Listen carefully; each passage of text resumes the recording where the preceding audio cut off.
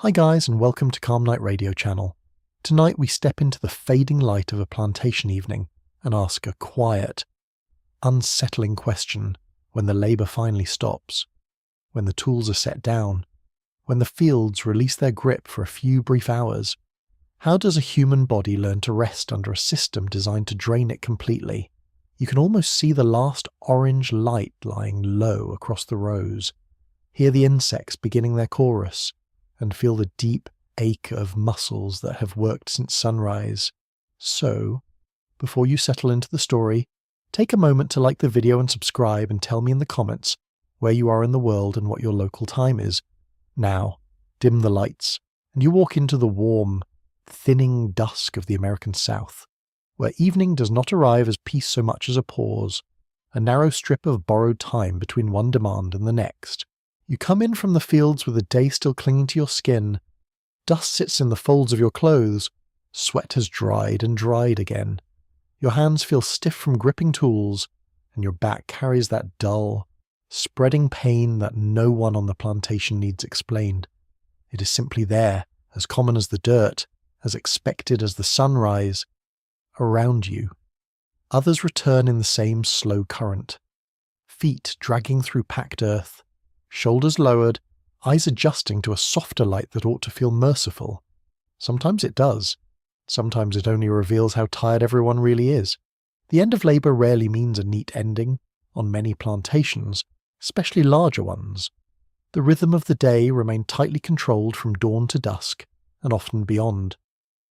Enslaved people worked in gangs, moving together under oversight, especially in labour systems tied to cotton, tobacco, rice, or sugar.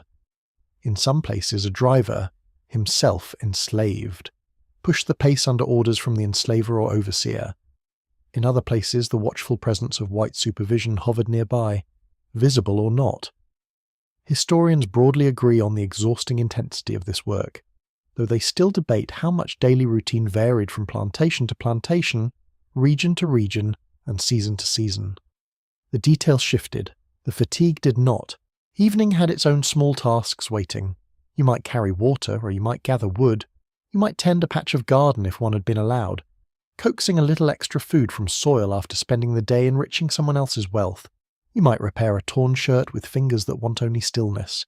You might stir a pot, hush a child, or rub soreness from your knees while smoke from a fire drifts into your face. Rest must be prepared for, and that preparation costs energy too. Cruel little trick, really. You are worn out, and now you must work your way towards sleep. The smell of the plantation changes at dusk. In the heat of the day, the air carries churned earth, animal musk, crushed green leaves, and the metallic hint of sweat. As darkness approaches, smoke from cooking fires rises low and stubborn. Damp wood crackles. Ash softens into the breeze. Somewhere nearby there is the smell of cornmeal, maybe greens, maybe salted meat if fortune has briefly glanced your way. The scent is thin, but it matters. It marks the hour when the body begins to hope for something. Food first, then perhaps sitting, then perhaps lying down. You hear the sounds of evening life collect around you. Tin vessels touch each other with a flat little ring. A baby fusses, then settles, then fusses again just to keep things honest. Adults speak in voices worn down by labour but not emptied by it. Some talk quietly, some laugh in short bursts, because humour survives in places that do not deserve it. Insects thrum in the grass with maddening confidence. Frogs add their damp opinions from a ditch or creek. Farther off, dogs bark. And from the big house there may be another world of sound altogether. A door shutting cleanly, a chair pulled across smooth boards, perhaps music, perhaps the clink of glasses. 2 evenings occupy the same plantation at once. One is padded, one is raw. You move toward the cabins, and this is where the story of sleep truly begins. Not in comfort, not in privacy, not in a romantic moonlit hush, despite what some old plantation mythology tried to suggest.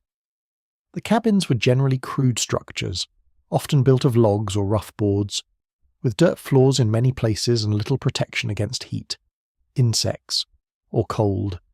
Some had chimneys, some barely managed smoke, some leaked when it rained, and many were overcrowded.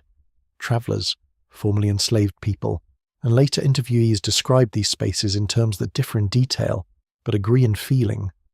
They were places of necessity, not care. You step through the doorway and feel the day's heat trapped inside. The walls seem to hold it for spite. The air is thick with smoke, skin, damp cloth, and the stale remains of many people sharing too little room. A cabin might house a single family, or several people packed together according to the planter's convenience rather than anyone's preference. Space was always political on a plantation.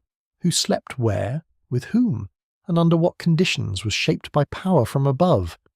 Even the most ordinary human need, a place to lie down, had been bent into something conditional.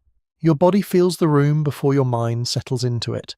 The roughness of a bench under your palm, the sting in your shoulders as you bend, the hot tightness in your calves, the itch of coarse fabric against neck and wrists. This is the hour when fatigue becomes physical knowledge. It moves from general misery into exact locations. Here, in the lower back. There, along the arches of the feet. Behind the eyes. In the hands. Every part of you keeps its own account. And yet, the evening does not belong only to suffering. That would be too simple, and history is rarely that neat. Within these cabins, people made human life anyway. They talked, they joked, they braided hair, they passed along warnings, they sang softly, they prayed, they nursed babies, they taught children how to listen, when to speak, how to notice danger, how to remember names, stories, and kin. Sleep approached through community as much as through exhaustion. That matters. People did not merely collapse. They inhabited the night as best they could. A curious and telling detail appears in some accounts from the 19th century. Corn husks were often used as stuffing for bedding, and when they dried out, they made a distinctive rustling sound under the sleeper. Imagine the cabin after dark, when someone turns over and the whole pallet whispers back with a crackle like brittle leaves. Then another body shifts, another rustle, another sigh. A room full of tired people becomes an orchestra of husks, breath, and boards. It is a small sound, but it says much about the material conditions of rest. Even the mattress is borrowed from the harvest. You eat, if there is food. The meal may be plain and quick, swallowed more than savoured. Hunger and tiredness have a complicated relationship. Sometimes hunger sharpens wakefulness. Sometimes it drags a person into a heavy, joyless sleep. Rations on plantations were often meagre, relying on cornmeal, pork, molasses, and whatever else could be grown, caught, gathered, or bartered. Some enslaved people supplemented these supplies through gardening, fishing, trapping, or secret trade. Others had far fewer options. Scholars continue to discuss how much nutritional variety existed across different plantations, but no serious reading of the evidence turns plantation food into abundance. Nobody with sense would confuse survival with generosity. Outside, the last light thins into blue, then grey, then black. The cabin door frames the dark like water filling a gap. Shadows settle into corners. Firelight flickers on faces and then drops away. Children lean against adults, their weight suddenly boneless with sleep. Someone murmurs a prayer, not for luxury, not for grand deliverance at this precise minute, but for the plain mercy of getting through the night. There is something almost unbearable in that modest hope. You lower yourself onto whatever bedding is yours for the evening. Perhaps it is a pallet on the floor. Perhaps a rough bedstead raised just enough to feel like an improvement. Perhaps a blanket so thin it barely deserves the name. The touch of it against your skin tells the truth immediately. This will not be softness. This will be endurance in a horizontal position. Still, lying down changes everything. Blood shifts. Pressure eases in one place and flares in another. Your spine tries to lengthen. Your feet throb with fresh complaint because now they have permission. The mind, annoyingly, does not always sleep as quickly as the body asks. Fatigue can make thoughts float strangely. You notice little things with exaggerated clarity. The smoke stain on the wall, the tiny draught slipping through a crack in the boards, the smell of warm ashes, the faint sweetness of dried corn. the brush of another sleeper's shoulder nearby, the rasp of someone snoring almost at once, a kind of talent you might envy. You listen because listening is what the enslaved had to do. Listening for danger, listening for footsteps, listening for one more order. Even rest begins with alertness. On some plantations, night brought the threat of interruption. An overseer might call people out. Work might begin before dawn during harvest seasons. Illness could spread quickly in close quarters. Mosquitoes whined around ears with cruel patience. Lice and fleas were a misery of their own. In low country rice regions, malaria and other fevers haunted the landscape. The south was not one climate, one crop, or one routine. But across its variations, the body met the same challenge. How do you recover in a place arranged against recovery? And still, sleep came. Not always kindly, not always deeply, but it came because the human body cannot remain forever awake. You feel it arriving in fragments.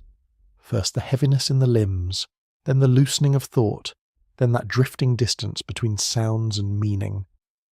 A conversation nearby fades into rhythm. Crickets continue their endless fiddling. The fire settles with a soft collapse. The night air presses against the cabin walls. Your chest rises and falls more slowly. Pain remains, but it blurs at the edges. There is a terrible fact here, and a deeply human one beside it. The terrible fact is that plantation labour was designed to consume strength and claim even the hours meant for restoration. The human fact is that people still made rest where they could, fashioned it from scraps of time, scraps of bedding, scraps of privacy, scraps of quiet. They slept because they must. They also slept because sleep was one of the few places the enslaver could not fully script. Not entirely. Not every dream. Not every prayer muttered into a dark room. Not every inward retreat. Some historians caution against imagining all plantation nights as identical scenes of silent misery, because the evidence shows variation in work regimes, housing, family structure, and local custom. Others emphasize, very rightly, that variation should never soften the brutality of the system itself. Both views help you see clearly. There were differences. There was no kindness in the structure. A slightly larger cabin is still a cabin built inside bondage. A fuller supper is still eaten under coercion. A moment of laughter is not proof of ease. It is proof of life. So you lie there in the dark, surrounded by breathing, by heat, by weariness so old it feels ancient, and by the stubborn continuance of other human beings settling themselves for the night. Your body sinks as far as the hard surface allows. Your hands unclench. Your jaw eases. Outside, the plantation grows quieter, though never truly quiet. Inside, the small sounds continue. A cough, a turn, a whispered word, a child sleeping sigh. And in that narrow, imperfect space between exhaustion and morning, you find what rest can be under impossible conditions. Not comfort, not safety, not peace in any full and honest sense, but a brief surrender to darkness. A pause from the demands of the day. A chance, however fragile, to gather enough strength to rise again. You duck through the doorway and enter a room that feels smaller with every breath. The cabin gathers heat all day and gives almost none of it back. Even after sunset, the air sits on your skin like a damp cloth. Smoke from the hearth hangs low and stubborn, drifting in layers that sting your eyes and settle in your throat. The smell inside is thick and familiar: wood ash, sweat, damp cloth, old straw, a pot that has boiled too many simple meals, human closeness. It is the scent of too many lives pressed into too little space, and by nightfall that fact becomes impossible to ignore. Your eyes adjust slowly. Firelight licks the walls in uncertain orange strips, then shrinks, then flares again.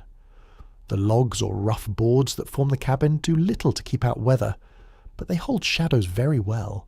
Every corner seems deeper than it is.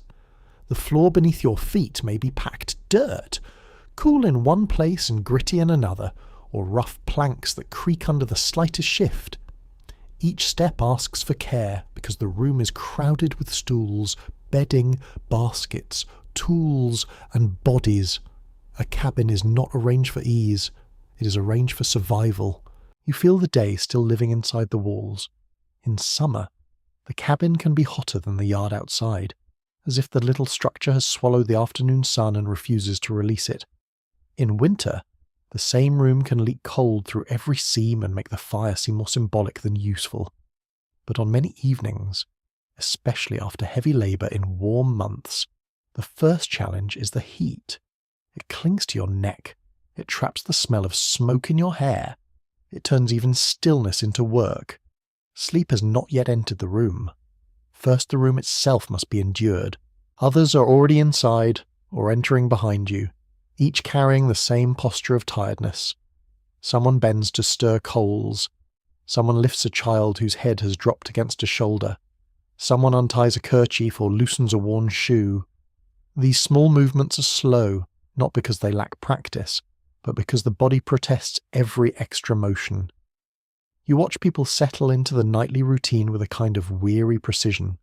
A pot is moved aside, a gourd is passed, a corner is cleared, blankets are shaken, if there are blankets to shake. Words are exchanged in tones low enough to keep the room calm.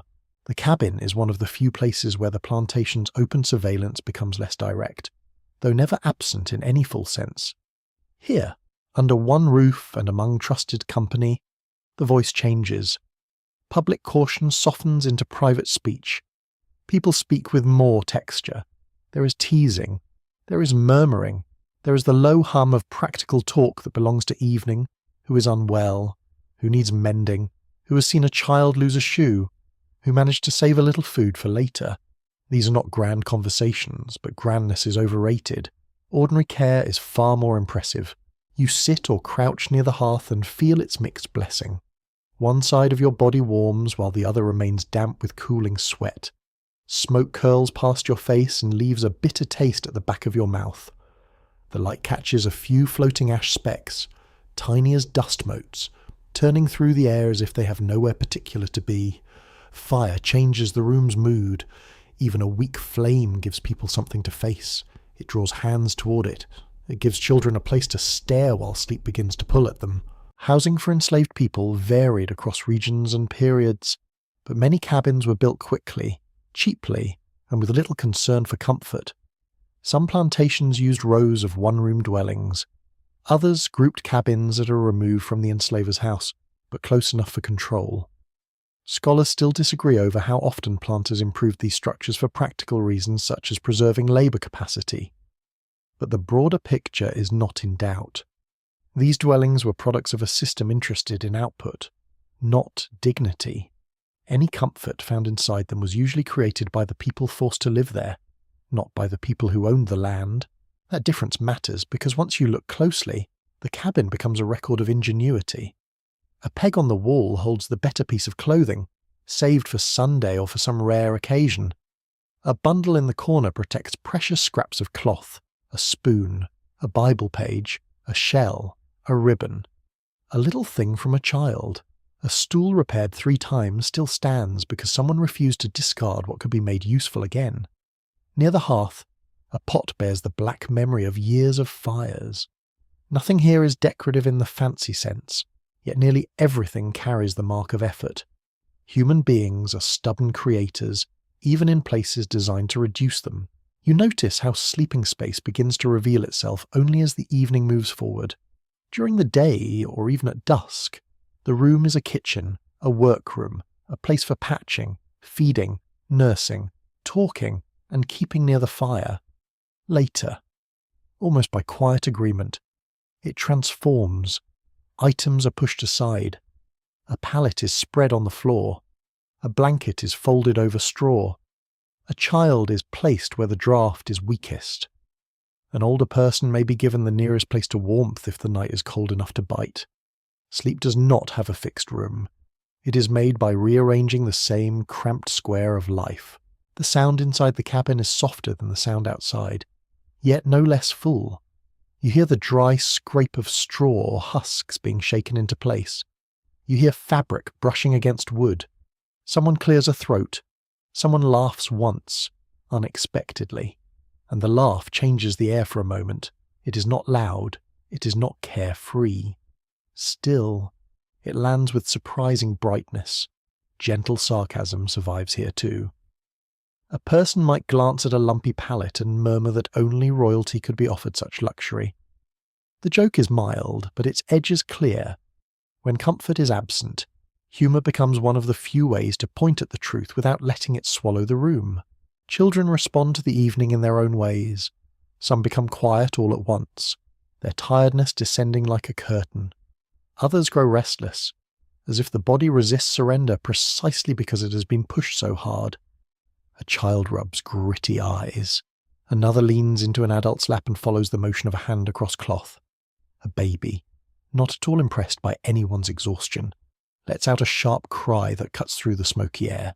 The cry bounces off the walls, urgent and alive. Someone rocks the child with a rhythm that seems older than the room itself. Family life under slavery was always under pressure, always vulnerable to sale, punishment, labour demands, and distance. Yet within cabins, kinship was made and remade nightly through acts so common they can disappear if you do not pay attention. A hand smoothing hair from a forehead, a warning to move away from the fire, a bit of food saved for someone arriving late, a place made near the wall for a sleeping child. Historians are certain that these intimate domestic gestures matter deeply, though they cannot always recover every detail from the record. The archive is patchy. Tenderness often leaves only a faint trace. But the trace is there. You breathe in and catch another smell beneath the smoke. It may be drying herbs hanging from a beam, sharp and earthy. Some cabins held rosemary, mint, pennyroyal, sage, or whatever local plants were known and trusted for scent, comfort, or practical use. Whether for medicine, ritual, or simply freshness, such plant knowledge travelled across generations and across the Atlantic in fragments, adapted to new landscapes. Researchers still debate the precise origins of some herbal practices in plantation communities, since African, indigenous, and European traditions often mixed in daily life. The uncertainty itself tells a story. Culture did not vanish, it changed shape and survived. You lower yourself onto a stool or the edge of a bedstead if one exists, and the wood presses hard against the backs of your legs. Touch becomes impossible to ignore at this hour. Your shirt sticks lightly to your shoulders. The skin of your palms feels ridged and sore. Your ankles carry dust in a fine ring above the feet. When you stretch your fingers, the joints answer with a quiet complaint. Bodies in the cabin are tired in different ways. One person limps, another favours a shoulder, another sits slowly, bracing with one hand. Fatigue becomes visible as posture. There may be only one window, perhaps none worth naming, and so the room keeps whatever air it can get. On breathless nights, the cabin feels sealed, as if the darkness itself has weight. Sweat gathers again even after the labour has ended. Mosquitoes find the exposed parts of skin with hateful talent. Somewhere near the hearth, a fly blunders lazily against the wall. The atmosphere is heavy enough that even whispering seems to ask too much. Yet whispering continues. People do not stop being people simply because the room is close and the day was cruel. A mainstream fact sits at the centre of this scene. Plantation quarters were commonly overcrowded and crowding shaped sleep, privacy, sickness, an emotional life every night.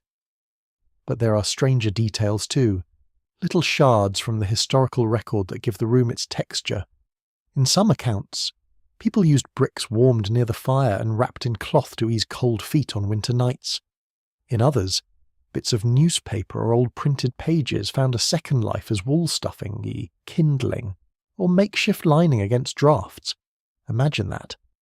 Someone else's printed words, perhaps about commerce or politics, crumpled into the seam of a cabin wall while a family tries to sleep inches away. History is full of irony when it is not busy being cruel. As the fire burns lower, the cabin changes character again. Brightness withdraws, faces soften into outline. Shadows flatten the space so that objects lose their edges and become shapes alone. This is the hour of hush, though not complete silence. A prayer may be spoken aloud. It may be murmured so softly that the words dissolve into tone. Devotional life often lived in these quiet pockets of the day, shaped by African spiritual inheritance. Christianity, local practice, and private need. Some planters tried to regulate religion. Many enslaved people made it their own anyway. Belief, like sleep, could slip through the fingers of control. You lie down at last, or prepare a place for someone else first. The floor or bed frame gives back no softness. Beneath you there is straw, husk, ticking, cloth, or only a blanket over hard earth. Above you there may be rafters dark with smoke, and perhaps tiny cracks where the night peers through. Close by, another sleeper turns and the pallet rustles. Someone exhales in a long, tired stream. The cabin now becomes a chorus of human adjustment. Small coughs, a throat cleared, a child's foot nudging against an adult's calf, the dry whisper of bedding. There is very little privacy here. That fact changes not only what you do, but how you feel. Grief has to be quiet. Affection has to fit itself into narrow spaces. Illness is public. Snoring is public. Worry is nearly public. Because even if no one speaks it, the room can sense it. You learn to live as part of a breathing collective, each person carrying private thoughts within shared air. This closeness can comfort and burden at once. Nearness means warmth, help, witness. It also means no solitude, no retreat, no sealed place for the self. You listen to the cabin settle around you. Wood clicks as temperature changes. Ash folds in on itself with a tiny sigh. Outside, the night creatures keep up their endless work. A dog barks once in the distance and then thinks better of it. A breeze may press briefly through a gap in the wall and touch your face like a cool hand before disappearing. That touch can feel miraculous. Just a thread of moving air. And the body responds with gratitude so immediate it almost hurts. What remains most striking is that this room, denied comfort by design, still becomes a place where people prepare one another for sleep. Someone adjusts a blanket over a child without waking them. Someone whispers a final word into darkness. Someone shifts to make room. These acts are small. They're also immense. They reveal that the cabin is not only a structure imposed from outside, it is a space reshaped nightly by those within it. So you lie in the heat, the smoke, the closeness, and the low breathing of others, and the cabin gathers itself into darkness around you. It is cramped. It is rough. It asks a great deal from tired bodies. Yet within its narrow walls, human presence softens what it can. The hush deepens. The fire lowers. Hands go still. Eyes close. And the room, for a few fragile hours, becomes a shelter made not by the timber, but by the people inside it. Night has fully settled now, and your attention narrows to one plain question. What exactly are you lying on? It sounds simple. It is not. On a plantation, a bed is rarely a single object with a clear shape and purpose. It is more often an arrangement, a compromise, a little island made from whatever materials could be gathered, saved, traded, woven, stuffed, repaired, or simply not thrown away. Sleep begins with construction. Even after an exhausting day, somebody has had to make a place for the body to land. You reach down and feel the bedding with your palm before trusting your full weight to it. The surface is uneven. One section feels thicker, another almost flat. The cloth around the stuffing is coarse and rubbed thin in places. A seam scratches lightly against your wrist. Nothing about it invites you in. And yet this roughness is familiar now. The body learns the map of every lump and hollow. It knows where the hip will sink, where the shoulder will complain, where the knees must angle just so to avoid a pressure point that becomes unbearable after an hour. On some plantations, a few cabins contained simple bedsteads made from rough wood. These could be no more than frames with slats or ropes beneath a thin mattress. In many other cases, people slept on pallets laid directly on the floor. Those pallets might be stuffed with straw, dried leaves, corn husks, Spanish moss in some regions, or scraps of worn fabric gathered over time. Historians know these materials varied widely by place, season, and what was available, but they agree on the larger truth. Bedding was often improvised, fragile, and difficult to keep clean or comfortable for long. You can hear the bedding almost as clearly as you can feel it. Corn husks crackle in a dry whisper when a sleeper shifts. Straw answers with a softer hiss, as though the field has followed you indoors and refuses to stay quiet. If the ticking is old, tiny bits of stuffing may work loose through weak seams and prick the skin. Each movement creates sound, and each sound reminds you that rest here is never plush, never silent, never hidden. Even a person turning over in the dark announces it to the whole room. The smell rising from the bed is part field, part cabin, part human effort. Dried husks carry a faint sweetness. Straw smells dusty and warm, like sun caught in a barn. Old cloth holds smoke, sweat, and the memory of many nights. If the weather has been damp, there is a sour note too, the odour of bedding that has not fully dried. You do not inhale it as a visitor would, wrinkling the nose and stepping back. You breathe it because there is no choice, and because your life has taught you that the nose can adapt to almost anything, even while the body still longs for something fresh and clean. Beds on plantations were not merely household items. They revealed the plantation's economy in miniature. What you slept on depended on what the enslaver supplied. What could be stolen back from neglect, what could be handmade after labour hours, and what could be preserved from wearing out too fast. If a blanket tore, it might be patched. If a pallet thinned, it might be reopened and restuffed. If a bed rope slackened, someone might tighten it or tie a new knot. There is a practical intelligence in these repairs that deserves attention. When resources are scarce, maintenance becomes a daily art. You watch someone shake out a pallet before lying down, and a pale dust rises briefly in the dimness. It catches the last weak firelight and hangs there, floating like a tiny storm. Then it settles onto everything again. The floor, the blanket, the edge of a stool. Dust never really leaves. Neither do the little creatures that make bedding its own battleground. Fleas, lice, bed bugs, mites. These are the small tyrants of crowded sleeping quarters. They bite without ceremony and multiply with insulting confidence. A person can be exhausted enough to sleep through almost anything, but that does not mean the body welcomes the company. A mainstream fact sits under every one of these scenes. Enslaved people generally received very poor material provisions, and bedding was commonly among the most inadequate. But the details become stranger the closer you look. In some places, people braided strips of old cloth to make thicker layers between themselves and the floor. In others, dried moss was packed into sacks because it was softer than straw when first gathered, though it compacted quickly and could grow unpleasant if it became damp.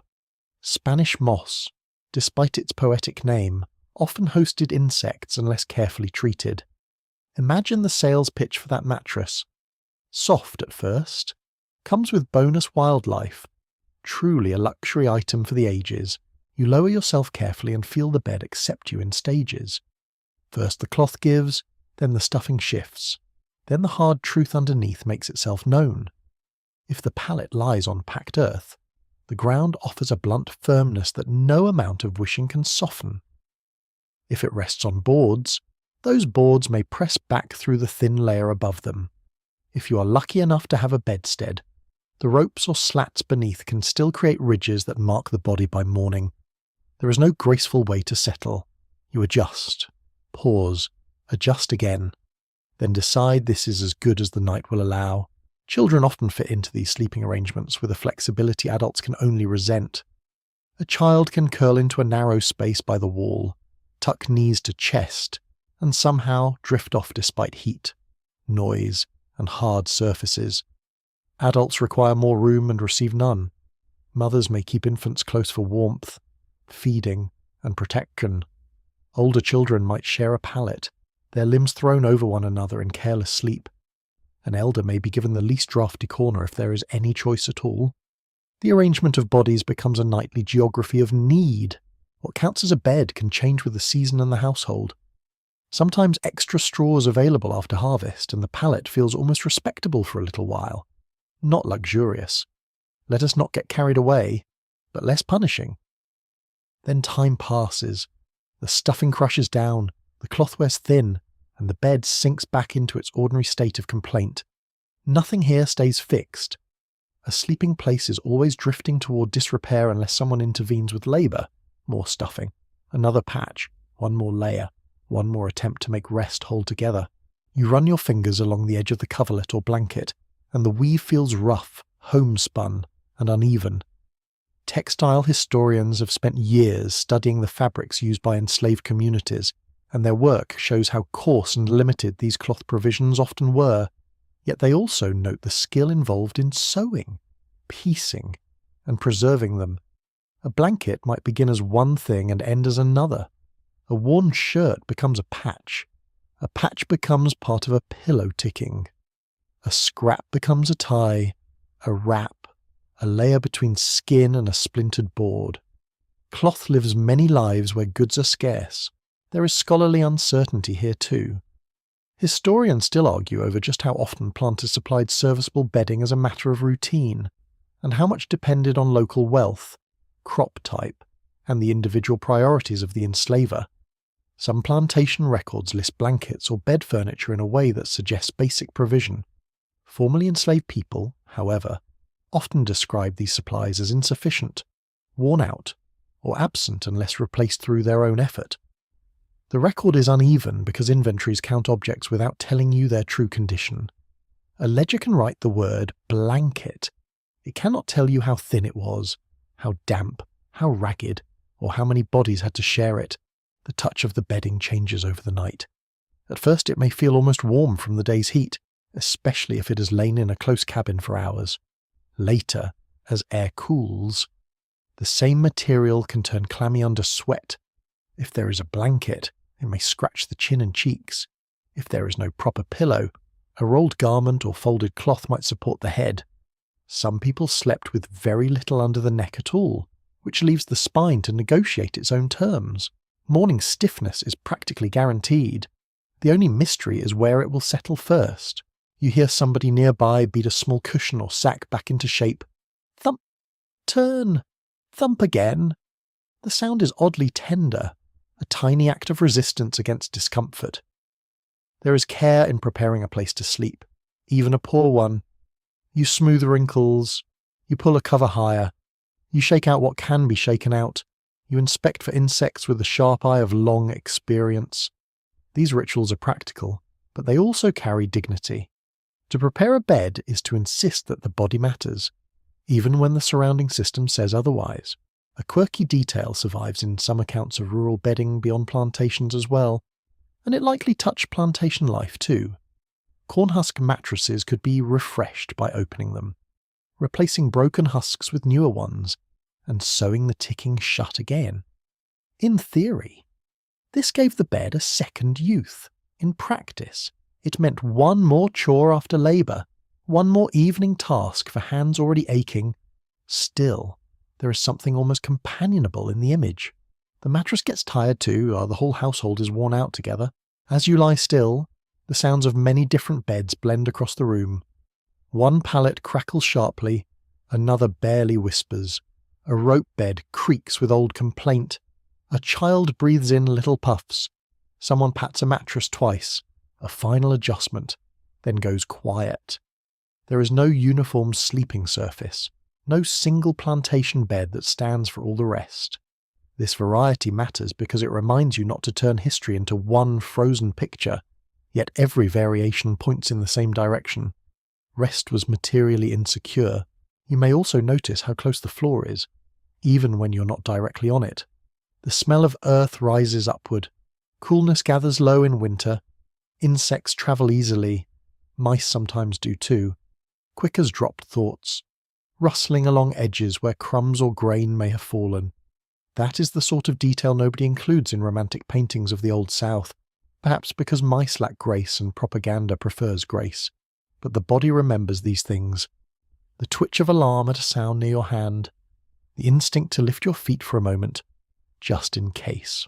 And yet, however poor the bedding, people made distinctions within it.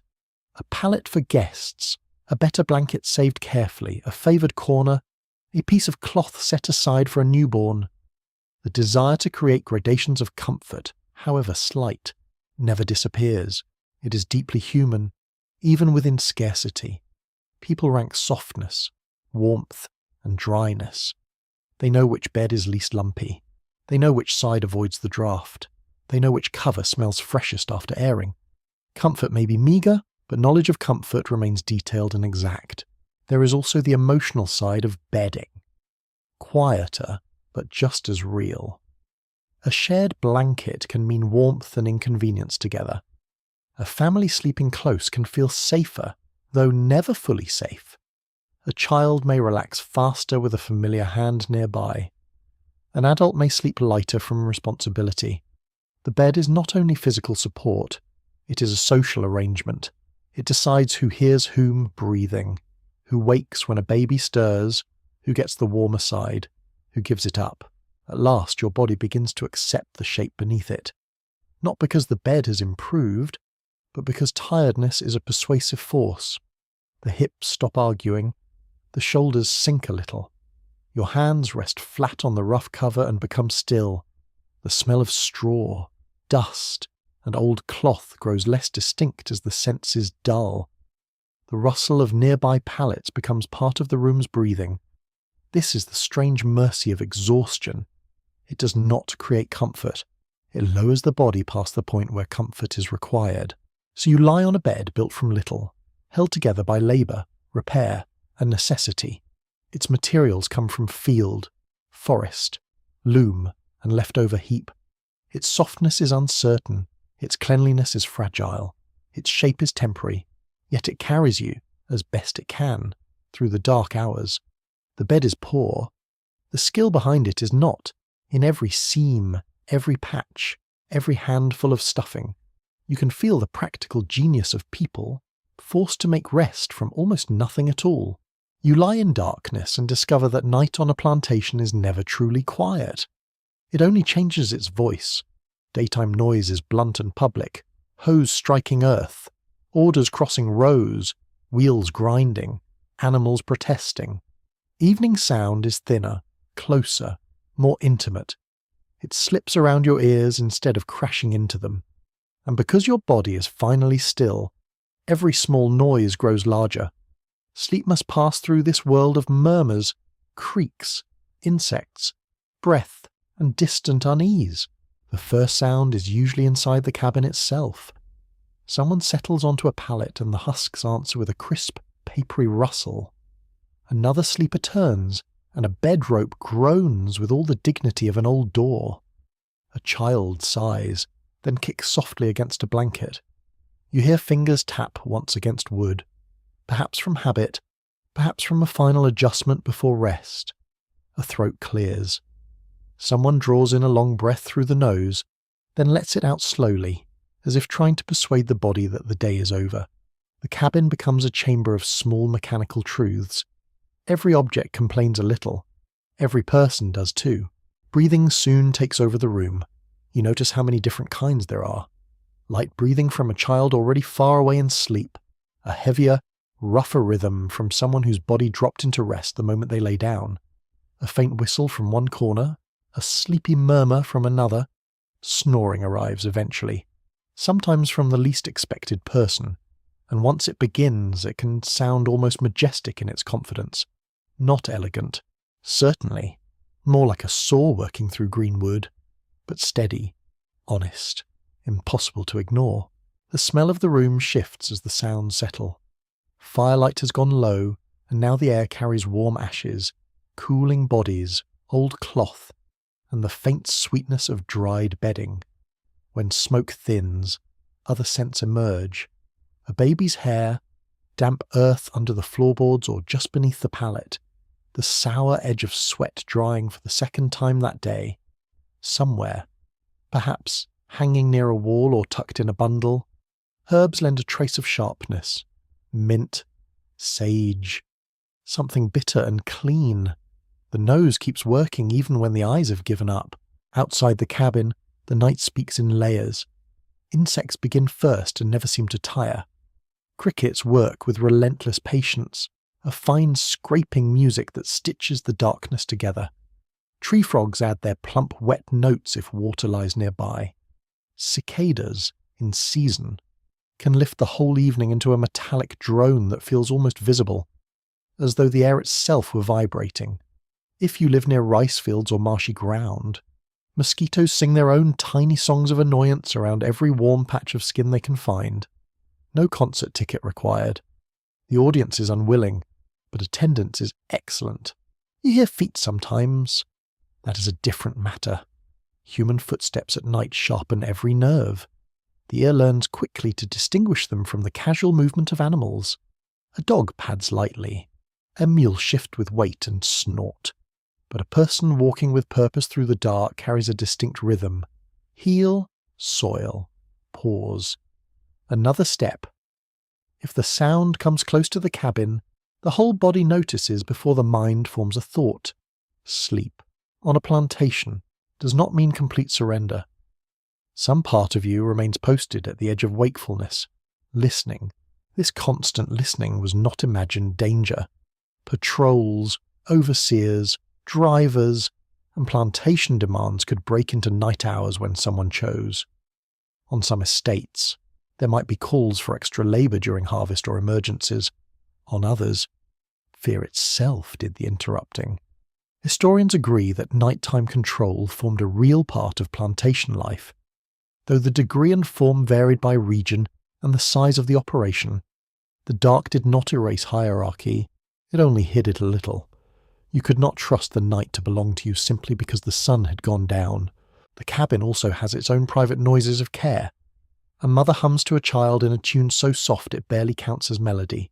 Someone whispers a prayer, not loudly, nothing theatrical, just a few words folded into the darkness like cloth tucked around tired shoulders. A hand pats a back in steady rhythm. Somewhere in the room, a person with aching legs rubs them before sleep, palms moving slowly over sore muscles with a dry hush of skin on skin.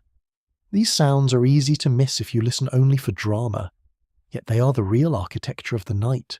They hold people together. Occasionally laughter slips through. It is never the broad, careless kind associated with comfort. It comes in short bursts, almost guilty in its brightness, then fades quickly so as not to wake the room. A muttered remark about a squeaking bedstead, a joke about a mosquito choosing the richest blood in the cabin. Gentle sarcasm has its place here. When the mattress crackles like a basket of dry leaves, and somebody murmurs that luxury has truly found you at last, the joke lands because everyone knows the opposite is true. Humour turns discomfort into something briefly shared rather than silently endured. Some sounds travel from farther away and arrive blurred by distance. A door at the big house shuts with a hard, neat sound. The clink of crockery or glass may drift on the air if the night is still enough. Perhaps music carries faintly from a fiddle, a piano, or a voice inside a better-built room. These sounds are not always clear, but when they reach you they mark the plantation's divided world with painful precision. Under one sky, different nights unfold. One side has lamps, served suppers, and upholstered chairs. The other has smoke, rough bedding, and ears tuned to every interruption. Animals add their own commentary. Dogs bark in patterns that listeners come to know. A single bark may mean nothing. Repeated barking may mean a stranger, an animal in the yard, or movement where movement should not be. Owls call from trees with startling authority, their notes landing like questions that no one intends to answer. Chickens mutter and resettle if disturbed. Pigs can produce noises so offended and human-sounding that they seem to be lodging official complaints about the state of the universe. It would be funny if it were not the middle of the night and you were trying to rest on a sack of husks. Historians who study soundscapes point out that past societies were organised as much by what people heard as by what they saw. Plantation life makes that idea painfully clear. Sound warned, comforted, regulated, and remembered. The horn or bell started labour by day. At night, quieter sounds took over that work of orientation. You knew where people were by their breathing. You guessed the weather from the wind in the cracks. You sensed danger from the cadence of steps outside. Hearing was not background, it was skill. There are quirky details in the record too. Some formerly enslaved people recalled how certain cabin doors or floorboards made such distinct noises that everyone knew exactly who was moving by the sound alone. One step might mean an elder with a slow drag at the end. Another might mean a child trying and failing to be sneaky. Another, sharper and more deliberate, might mean trouble. Imagine living where a creek becomes biography. The wood speaks, and everybody knows the speaker. Scholars still debate how much nighttime noise differed between large plantations, small farms, and urban slavery settings, because the built environment, animal presence, and sleeping arrangements all changed the acoustic world. A one-room rural cabin sounded different from a loft, a kitchen outbuilding, or a shared urban space. But no serious account describes deep silence as the norm. Crowded living conditions and outdoor exposure made that impossible. Night had texture. You heard it constantly. The touch of sound is real too. A loud bark makes your shoulders tighten. A mosquito near the ear creates instant irritation. A buzzing so close it feels like a thread drawn across the skin. Rain on a roof, if the cabin has one solid enough to answer properly. Taps first in scattered notes and then in full conversation. That sound can soothe for a while. It can also bring dread, because rain means leaks, damp bedding, slippery yards, and tomorrow's labour in soaked clothes. Even pleasant sounds carry a second meaning here. Nothing arrives innocent. Wind can be the gentlest sound of all, and perhaps the most dusted. When it slips through cracks in the wall, you hear a soft breath before you feel it. The air touches your cheek and cools the sweat at your neck. Bedding lifts slightly, then settles again. Someone nearby shifts in appreciation without waking fully. A moving breeze changes the whole mood of the room. It gives relief without asking anything in return.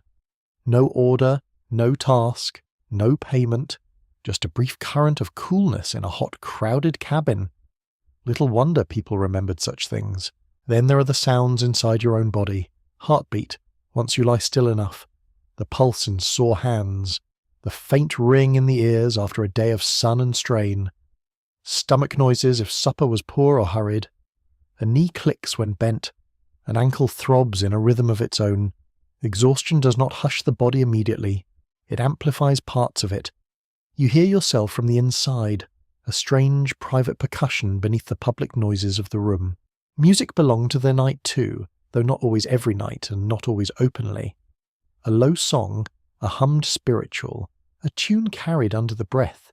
These could shape the approach to sleep or accompany evening work before lying down. Song was memory, coded feeling, worship, endurance, and simple beauty. Researchers continued to discuss how specific African musical structures survived and transformed in different plantation settings. But the surviving descriptions make one thing certain. The night was not soundless suffering. It was an active world of listening and making sound. You might hear someone talking in sleep. Just a few broken words, half dream and half complaint. Another person answers without really waking. The exchange drifts away before it means anything. Strange, isn't it? How a room can remain so full of life even while its people are crossing into unconsciousness. The cabin does not switch off. It lowers. It murmurs. It rustles. It keeps a thin thread of awareness running through the dark.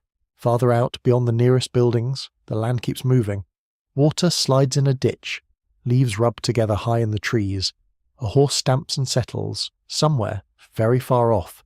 Another plantation or farm might be making its own faint noise, too distant to separate but close enough to remind you that this nighttime world stretches outward in many directions. Other cabins, other tired bodies, other ears turn toward the same insects and wind. All of it enters sleep with you. The room's breathing, the crackle of husks, the throb of frogs and crickets, the uncertain step outside, the bark of dogs, the sigh of the fire, the whisper of prayer. The body does not sink into silence. It sinks through layers of sound until those layers blur and soften and become part of the dark itself. So you lie there listening as the plantation night arranges its orchestra around you. No conductor appears. No audience applauds. Yet every element keeps its place. Human breath, wood and rope, insects and dogs, prayer and joke, wind and footsteps. It is a restless kind of music, never fully comforting, never fully still, and it carries you towards sleep not by removing the world, but by surrounding you with it until wakefulness slowly lets go. Exhaustion should make sleep simple. That is the cruel illusion. You work until your muscles shake, your feet burn, and your thoughts begin to move like slow water. And still, the night does not always welcome you gently. The body wants rest with an almost desperate sincerity, yet rest can remain thin, broken, and unreliable. You lie down carrying the full weight of the day, only to learn that tiredness and sleep are not twins. They are uneasy relatives. One arrives by force, the other slips away over the smallest disturbance.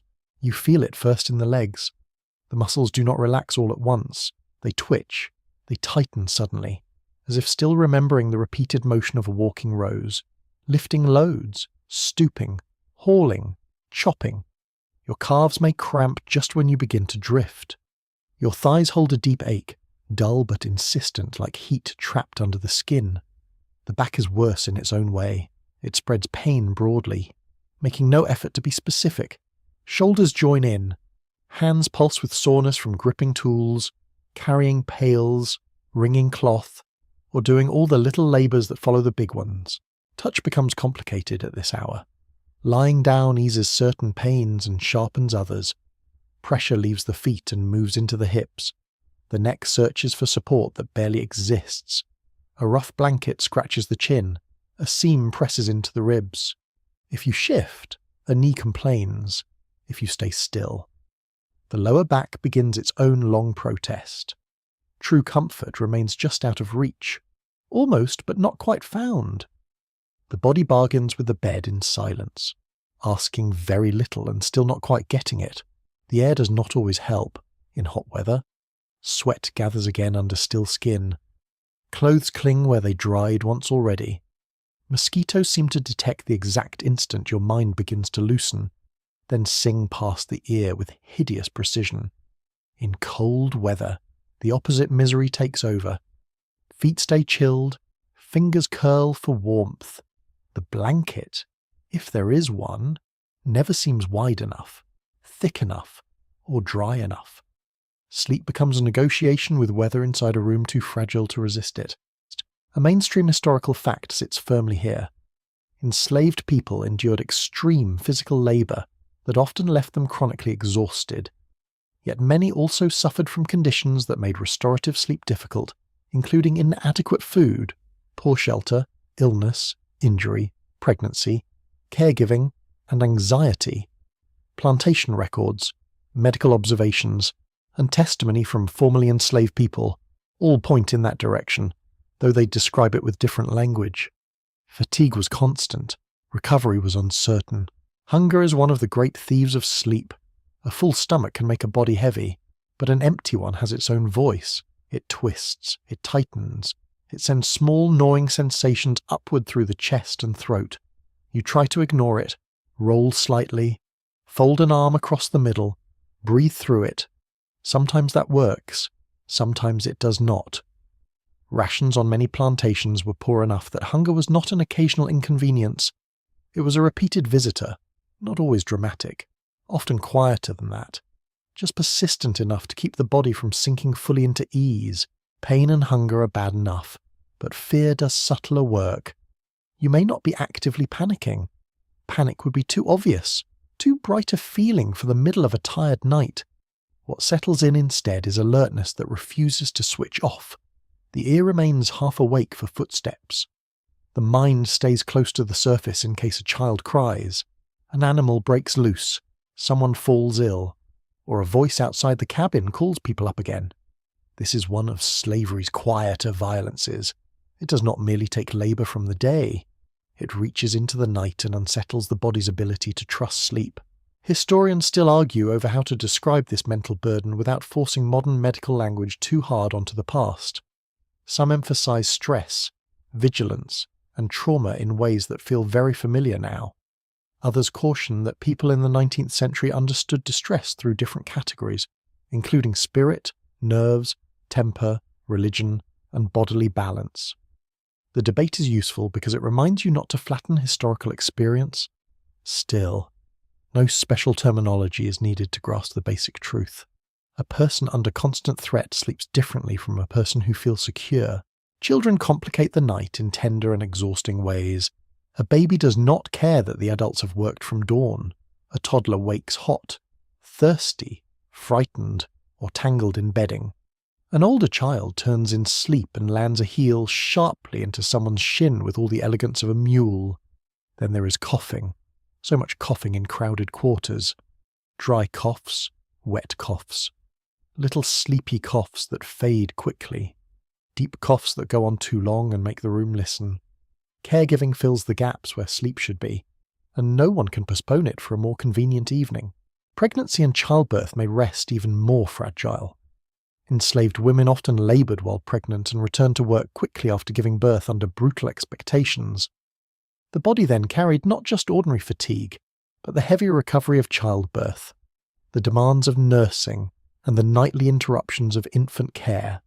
Scholars have examined plantation records and testimonies to understand how reproductive labour merged with field labour, and what emerges is not a neat separate category.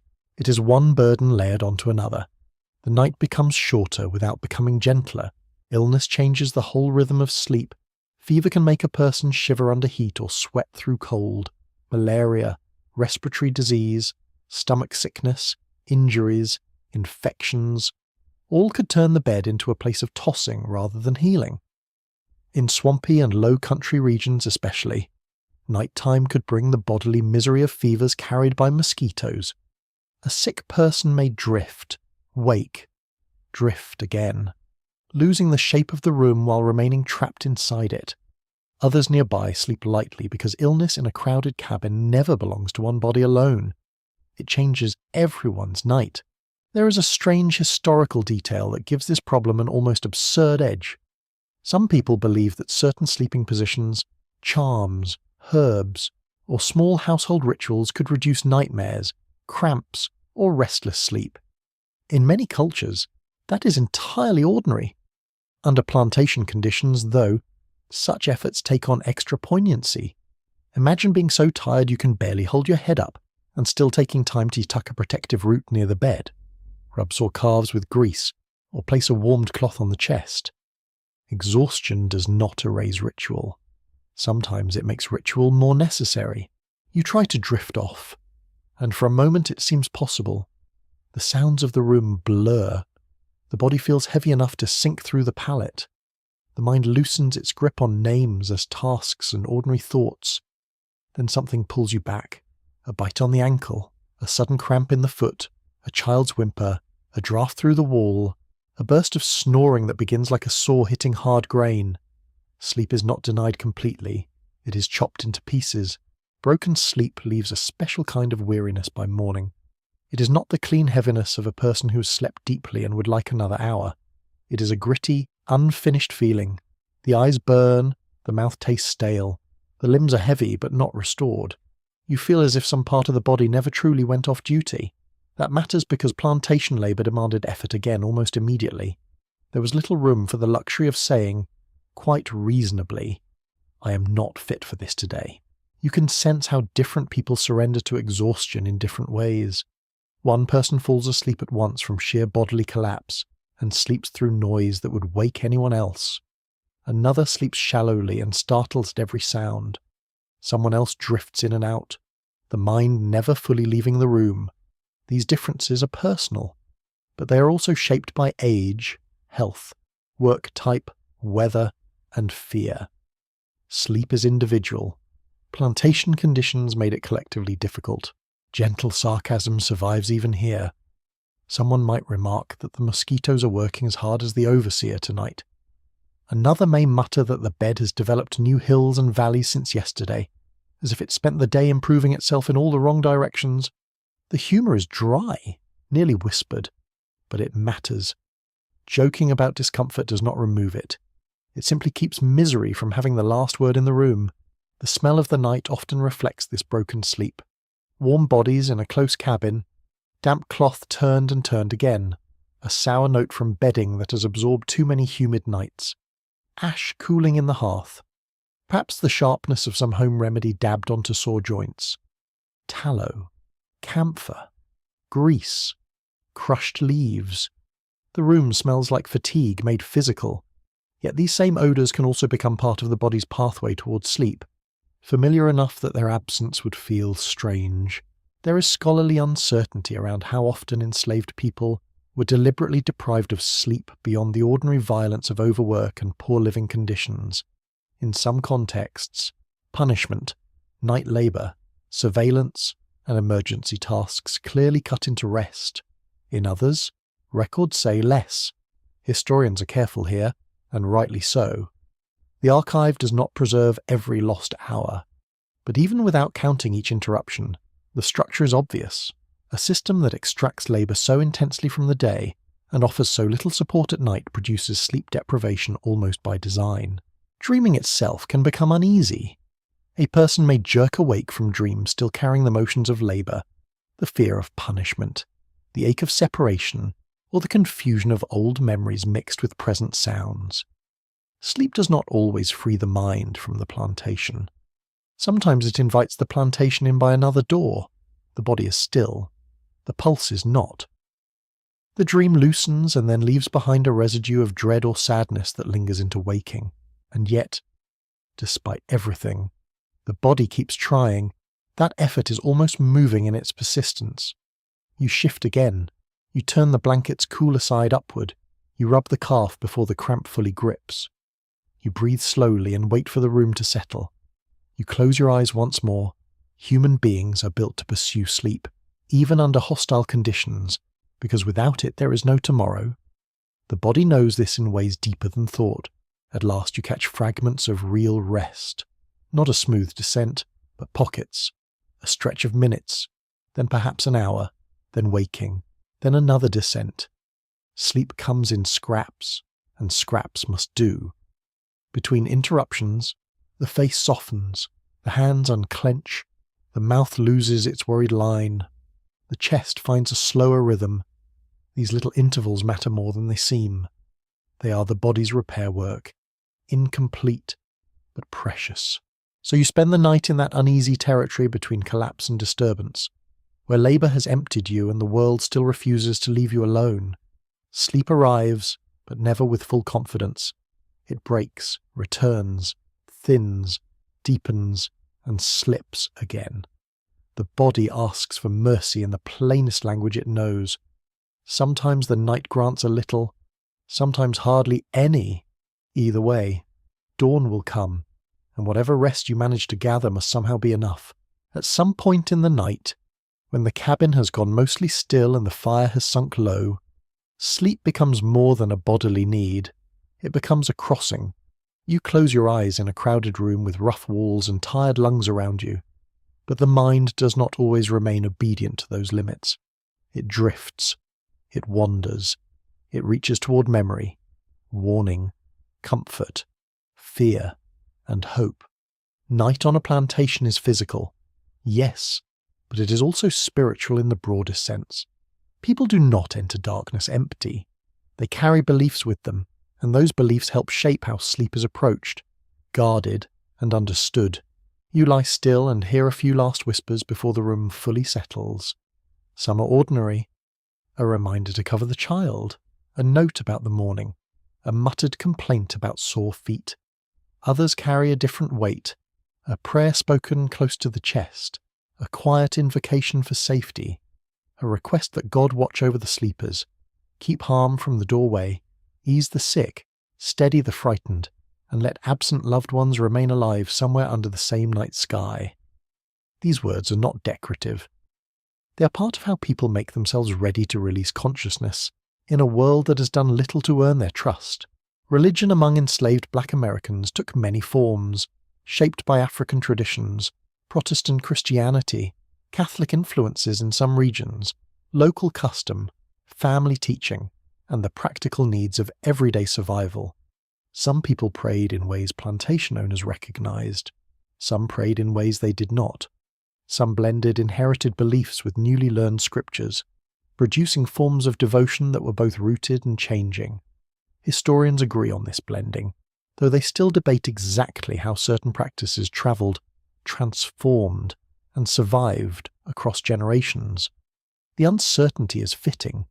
Belief often slips past the written record with the same stealth that helped it endure. The cabin at night can feel full of unseen company, not in a theatrical sense, not like a stage ghost waiting for applause, but in the quiet way memory occupies a room. You think of parents, grandparents, siblings, partners, children, kin sold away, kin buried, kin somewhere else on another plantation, perhaps not impossibly far, perhaps lost beyond any practical reach. Sleep invites these people close. The mind turns toward them when the day's labour no longer crowds every thought. In that hour, memory itself can feel like a protective presence, even when it also hurts. The smell of the room deepens as the night grows older. Ash cools into something softer and more mineral. Old wood gives off its dry scent. A blanket warmed by a human body carries salt and cloth and the faint smoke of many evenings. Somewhere nearby, a little bag of herbs, roots, or leaves may lend a sharp edge to the air. Such objects mattered. People throughout the African diaspora used roots, charms, plants, and household rituals as part of healing and protection, and traces of these practices remained in plantation communities.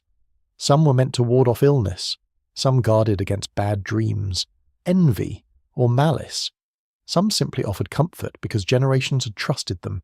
You can imagine a small protective object tucked near bedding, hidden in a corner, sewn into cloth, or kept close without public explanation.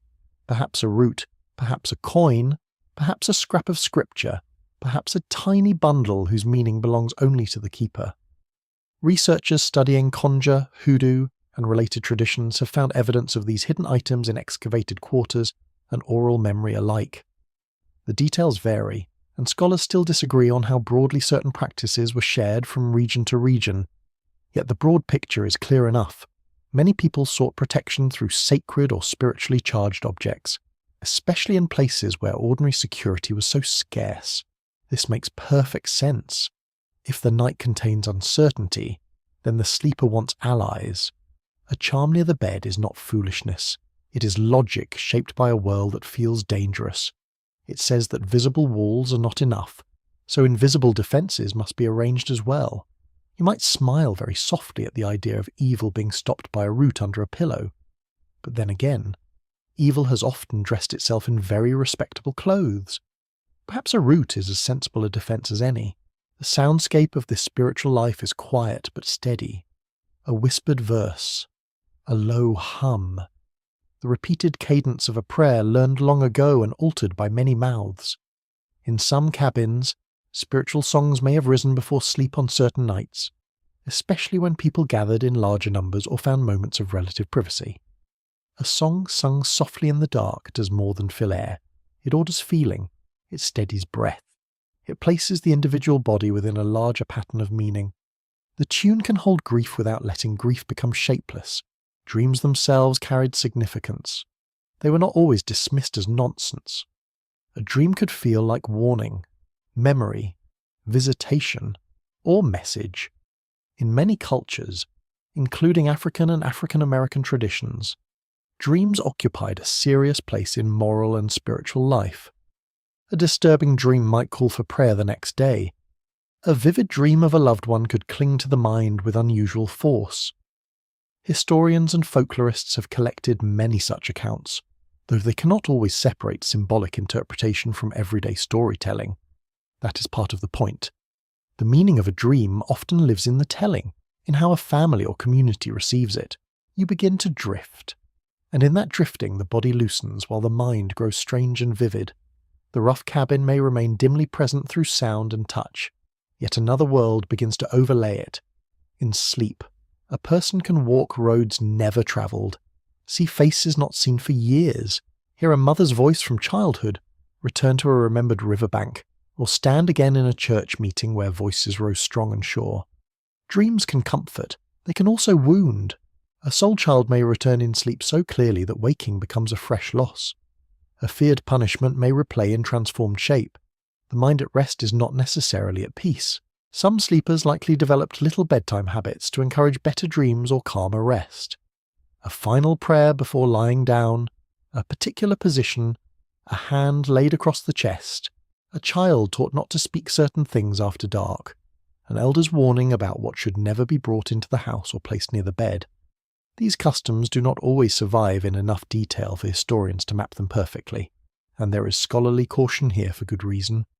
Not every remembered saying was universal, not every region shared the same law. Still, fragments endure, and the fragments suggest a richly inhabited night world. A quirky tidbit from African American folklore gives you a glimpse of that world. In some later southern traditions, people spoke of placing a broom near a doorway, hanging certain objects, or using everyday items to disrupt unwanted spirits or influences. The exact meaning shifted by community and period, and not all of these customs can be traced neatly to plantation life. Yet they reveal a broad attitude that would have felt familiar. Domestic space, especially at night, required protection. The threshold mattered, the bed mattered. Sleep was not entered casually. Inside the cabin, touch carries reassurance as much as discomfort. A mother may rest one hand on a child's back until the breathing evens out. A couple may sleep close, sharing warmth and trust in a room that offers little privacy. An elder may keep a small object within reach, fingers brushing it before sleep. The body seeks anchors, not grand ones, small, repeatable signals that say you are here, you are among your own, you are under whatever shelter can be made tonight. This kind of bodily reassurance is easy to underestimate, but it is central to how humans calm themselves in danger. The atmosphere of the cabin reflects this inward turn. Firelight has almost disappeared. Darkness softens the edges of the room and makes thought less practical. The day's sharp details lose their grip. You can no longer see the exact seam in the blanket or the crack in the wall. Instead, you feel the presence of others through breath, warmth, and occasional motion. In that near darkness, spiritual imagination may feel closer, not because the night is magical in some childish sense, but because darkness naturally invites reflection on what cannot be fully seen. Christian belief often played a major role in these nighttime practices. Many enslaved people drew comfort from biblical language of deliverance, divine witness, suffering, protection, and eventual justice. The Psalms, the Exodus story, the figure of Daniel, the promise that sorrow does not last forever. These themes resonated deeply. Yet African continuities mattered too, especially in the sense that the visible world was not all that existed, and that ancestors, spirits, signs, and sacred forces could remain entangled with ordinary life. Scholars have written extensively about this layered spiritual world, while still debating exactly how to name and categorize it, without flattening its complexity. Lived religion rarely fits tidy labels. There is also the question of nightmares, exhaustion, hunger, fever, pain, and fear can all produce troubled sleep. A person may wake suddenly with a cry caught in the throat, disoriented and sweating. Another nearby stirs and asks a low question. No long conversation follows. Sometimes all that is needed is the sound of another human voice, proof that the room is still there and the dream has loosened its grip. Someone may murmur, pray, or advise the dreamer to turn over, sip water, or settle again. It is practical care, but care all the same. Historians still argue over how much emphasis to place on formal religion versus everyday spiritual practice in understanding enslaved life. Some sources highlight church meetings, conversion, and biblical language. Others reveal the persistence of conjure, root work, and domestic ritual in ways that formal church records barely noticed. It is likely that many people moved across these worlds without feeling any contradiction at all. Human beings do that constantly. They pray in one vocabulary and protect themselves in another. They trust God and keep the root bag. They sing the hymn and heed the dream. That blended approach shapes how the night feels. Sleep is not merely a biological collapse after labor. It is an entrance into a vulnerable state that calls for preparation, intention, and sometimes defense. The body must be calmed. The room must be settled. The unseen must be addressed. A few words spoken into darkness can do that work. So can a song. So can a remembered teaching from an elder. So can the simple fact of lying among people who share the same night language. As your breathing slows, the world of rational daylight gives way to something softer and less bounded. Thoughts become images. Images become feeling. A face appears and fades. A voice echoes once and disappears. The smell of ash mingles with dream. The crackle of bedding blends into imagined leaves. A distant dog bark becomes part of some other landscape entirely. Sleep remakes the plantation for a while. Not always kindly, but not always according to the rules imposed by daylight either. And that may be one of the quiet powers of the night. By day, labour dictates movement, posture, speed, and attention. By night, belief opens other possibilities, even in fear, even in grief, even in cramped darkness. The mind reaches beyond the immediate walls. It asks for help. It receives signs. It remembers the dead. It imagines protection. It turns scraps of ritual into shelter. None of this abolishes hardship, but it changes the meaning of the hours spent asleep. So you settle into darkness with more than tired muscles. You carry prayers, fragments of scripture, old warnings, hidden objects, remembered hands, and the stubborn conviction that sleep should not be entered alone. The cabin grows quieter, breath deepens, the room recedes. Somewhere between the rough bed and the unseen world, you find the strange, necessary comfort of being guarded by belief when wood, cloth, and walls can guard so little. Night inside the cabin is never only about one sleeper. It is shaped by the arrangement of many bodies, many needs, and many small responsibilities that do not disappear just because the day's labour has ended. You look around the room, or rather sense it in the dark, and realise that sleep is a family matter. It is communal in the most literal sense. Warmth is shared, space is negotiated, comfort is distributed unevenly but carefully. Someone always remains lightly responsible for someone else. Children are at the centre of this nighttime world. Even when they are quiet, they organise the room around themselves. A baby must be kept close for nursing and comfort. A small child needs the safer patch of floor, the corner less touched by draught, the blanket edge that can be tucked around small feet. Older children may be grouped together, curled like puppies in a nest of cloth and straw, their limbs thrown across one another in careless sleep. You can almost feel the sleepy weight of them, warm and loose. The kind of heaviness only a sleeping child manages. As if bone and will have both melted away, the sounds of family sleep come gently at first. A mother whispering a final reassurance. A child asking a half-formed question and receiving no full answer, because sleep is already taking them. The soft smack of a baby settling after feeding. A tiny cough, a sleepy sigh. Then the room lowers into breathing, but not all at the same pace. Children often fall asleep in uneven stages. One is gone almost instantly. Another resists for a while, rubbing eyes, shifting, muttering, then finally collapsing into stillness with theatrical determination. Even in exhaustion, children find a way to make bedtime feel like a negotiation. Mothers carried a special burden at night. Their work did not stop when field labour stopped. If a baby cried, they answered. If a child kicked off the blanket, they fixed it. If fever rose in a small forehead, they noticed. If someone wet the bedding, they dealt with it as best they could in cramped darkness. Enslaved women often faced the brutal overlap of agricultural labour, domestic labour, pregnancy, recovery from childbirth, and the endless vigilance of care. Historians are very clear on that point, though the emotional texture can only be recovered in fragments. The fragments are enough. A hand steadying a child in the dark tells you plenty. You can imagine the touch of that care. Fingers smoothing hair from a damp forehead. A palm resting between a child's shoulders until breathing deepens. An arm curved protectively around an infant. A blanket pulled higher over a narrow chest. These are tiny motions, easily overlooked in grand histories, yet they mattered more than grand histories usually admit. People lived through systems of power in part because someone, somewhere, tucked them in, soothed them, fed them, hushed them, and kept them warm with a body already worn thin by the day. Fathers, too, shaped the sleeping life of the cabin when they were present and permitted to remain with family. Slavery constantly threatened family unity through sale, distance, and work arrangements. So any nighttime scene must be held with that painful instability in mind.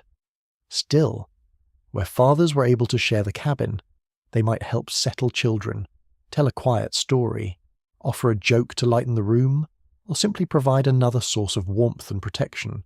Masculinity under slavery was constrained and attacked in many ways, yet care remained part of it.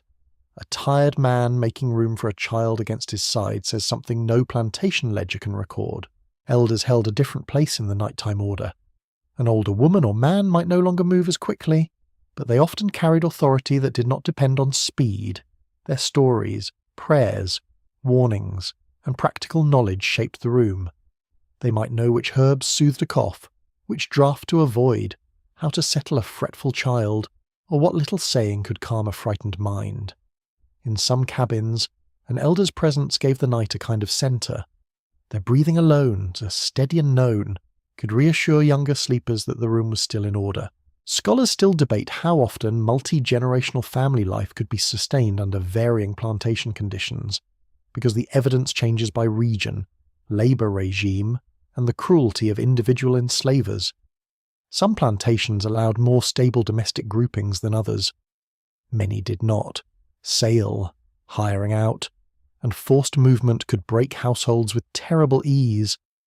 Yet where kin networks survived, they mattered intensely. Even when blood relatives were absent, people created fictive kin, choosing mothers, aunties, uncles, siblings, and grandparents through care and obligation. Nighttime made those roles tangible. You knew who belonged to whom by who reached out when someone cried.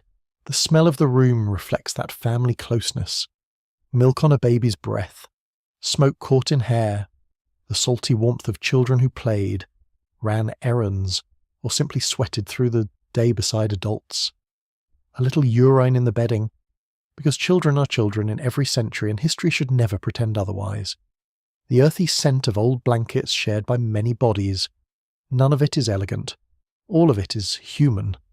Domestic life is rarely fragrant in the romantic sense. It smells of use, survival, and nearness.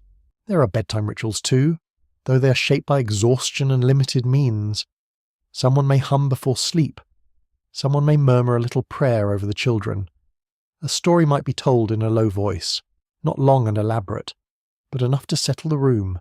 Folk tales, biblical scenes, animal stories, family sayings, and bits of memory could all serve this purpose.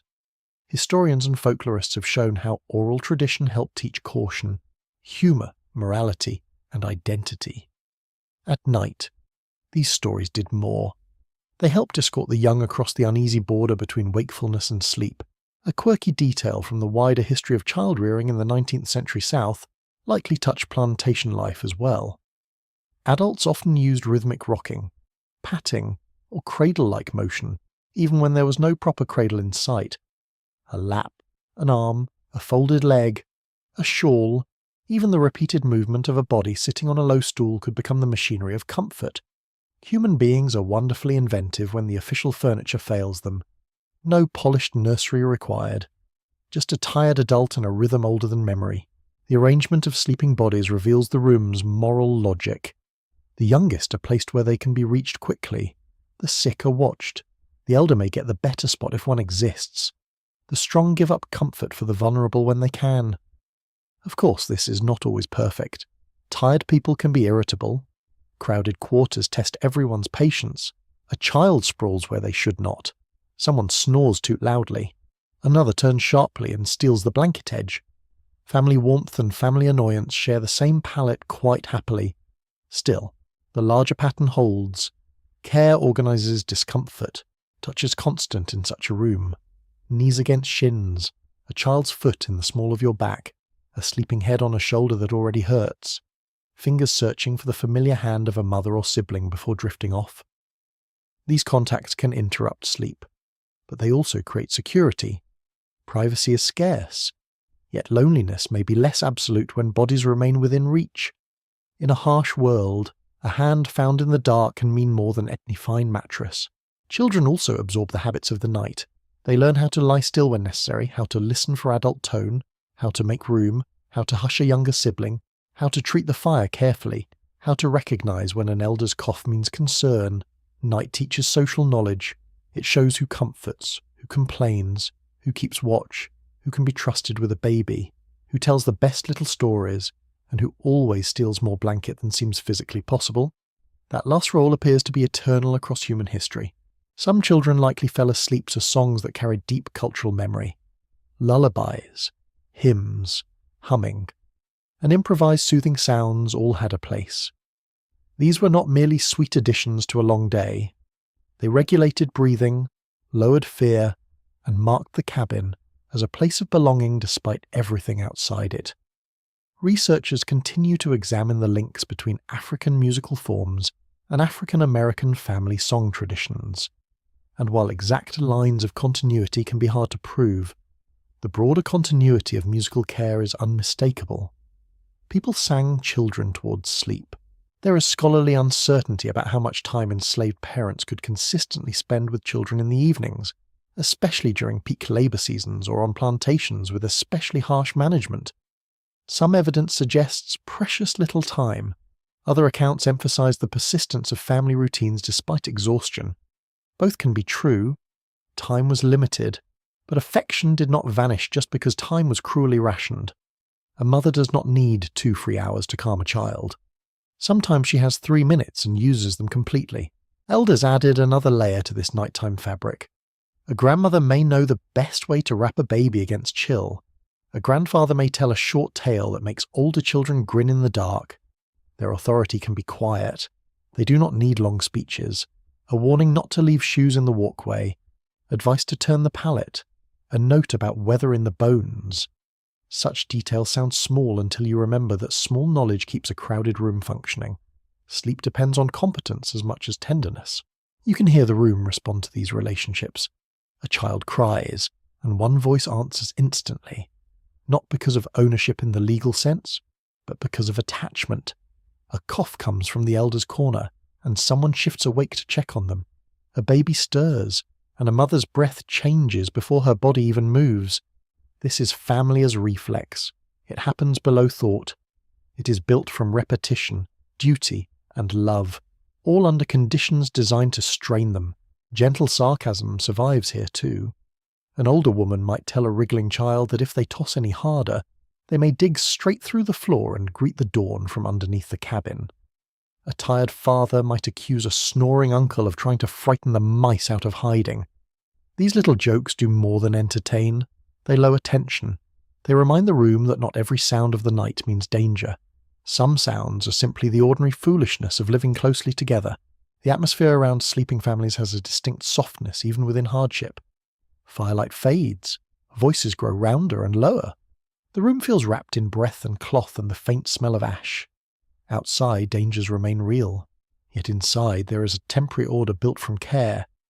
A child reaches, finds the expected body, and relaxes. An elder settles deeper into the blanket. An exhausted adult finally closes heavy eyes because the smaller bodies nearby have gone still. This sequence matters. Adults often sleep only after everyone else is settled. Perhaps the most moving truth is that nighttime family life on the plantation preserved personhood in ways the system tried constantly to deny. Slavery classified people as property, labour, units of value, but the night exposed another truth. Here was a mother comforting her child. Here was an elder teaching by whisper. Here was a family arranging itself for warmth. Here was chosen kin making room. None of this erased the violence surrounding them, yet each act contradicted the logic of that violence. Care insisted that these were people, not inventory. So the cabin darkens around a cluster of sleepers bound by blood, by choice, by habit, and by love, worn practical. Bodies press close because space is short. Hands reach instinctively because care has become second nature. Children sigh into dreams. Mothers remain lightly alert. Fathers and elders offer warmth, steadiness, and dry humour where they can.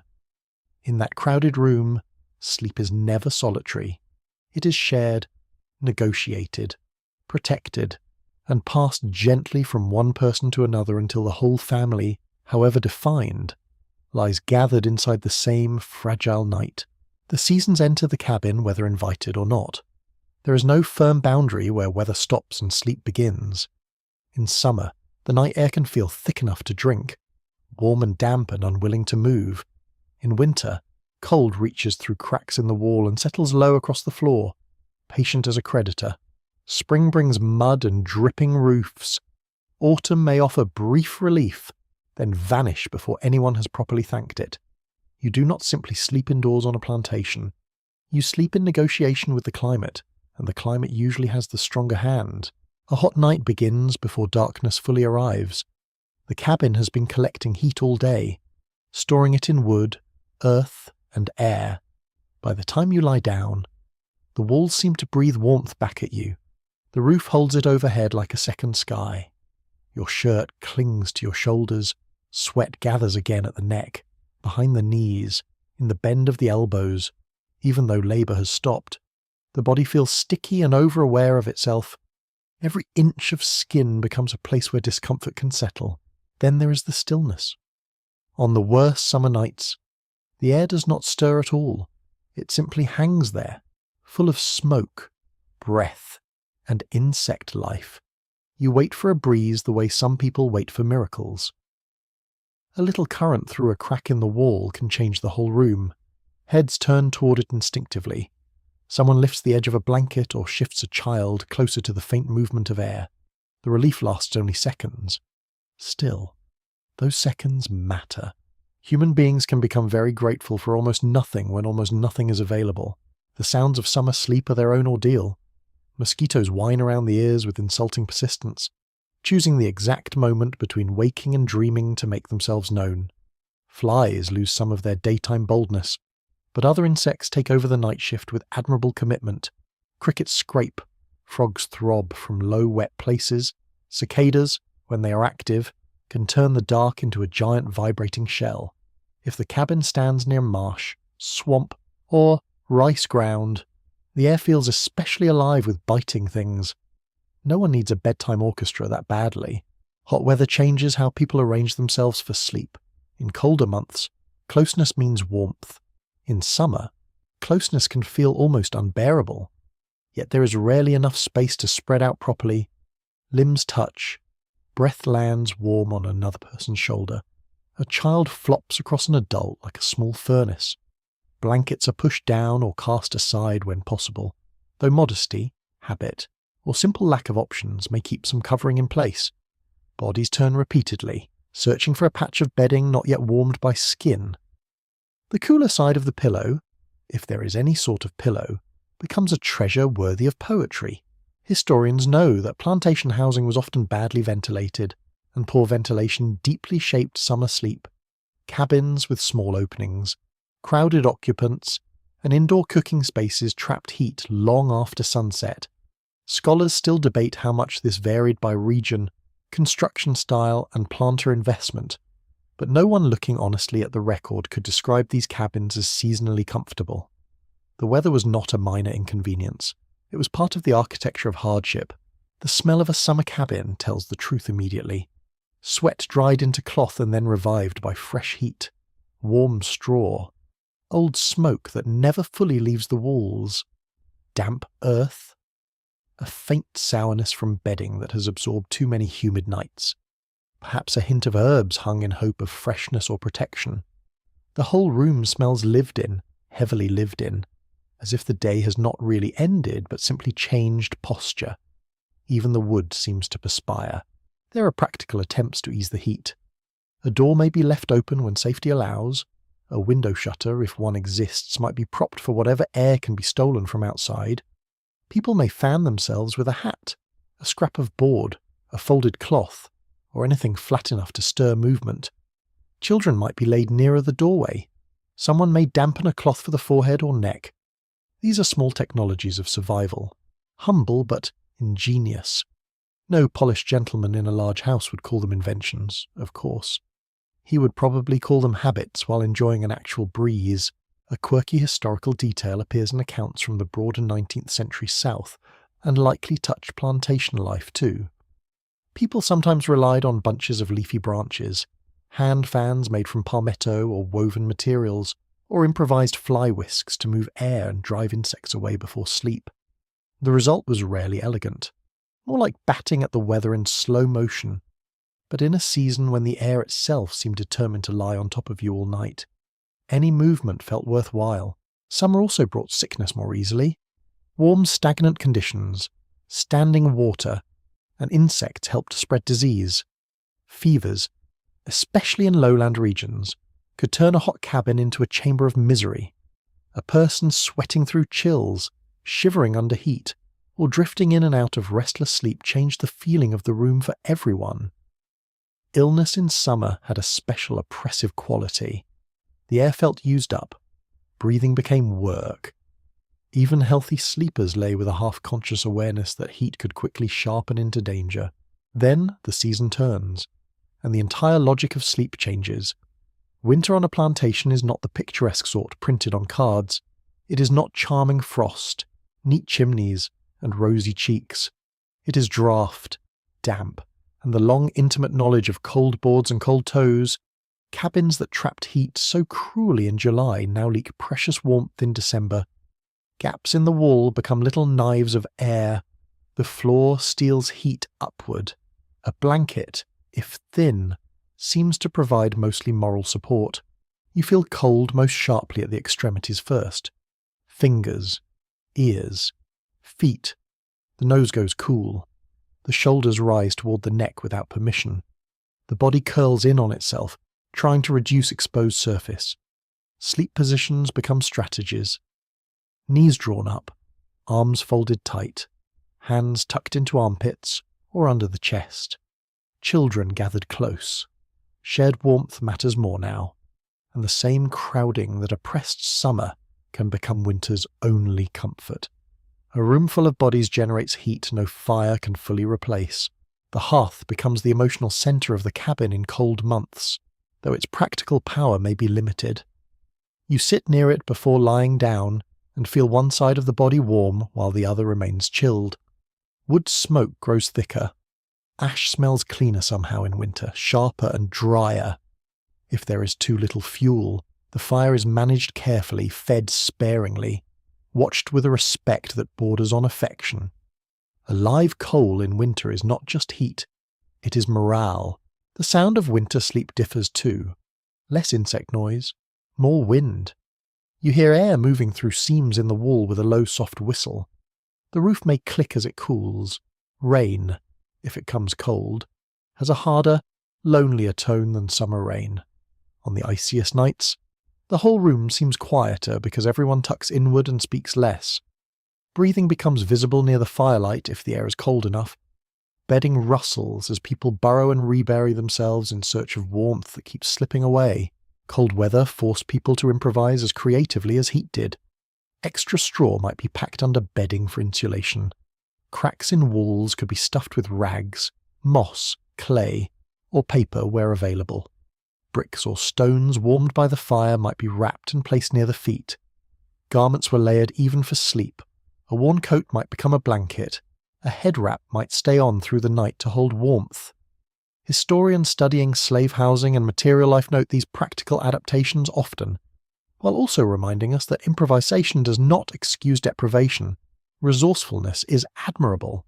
The need for it was unjust.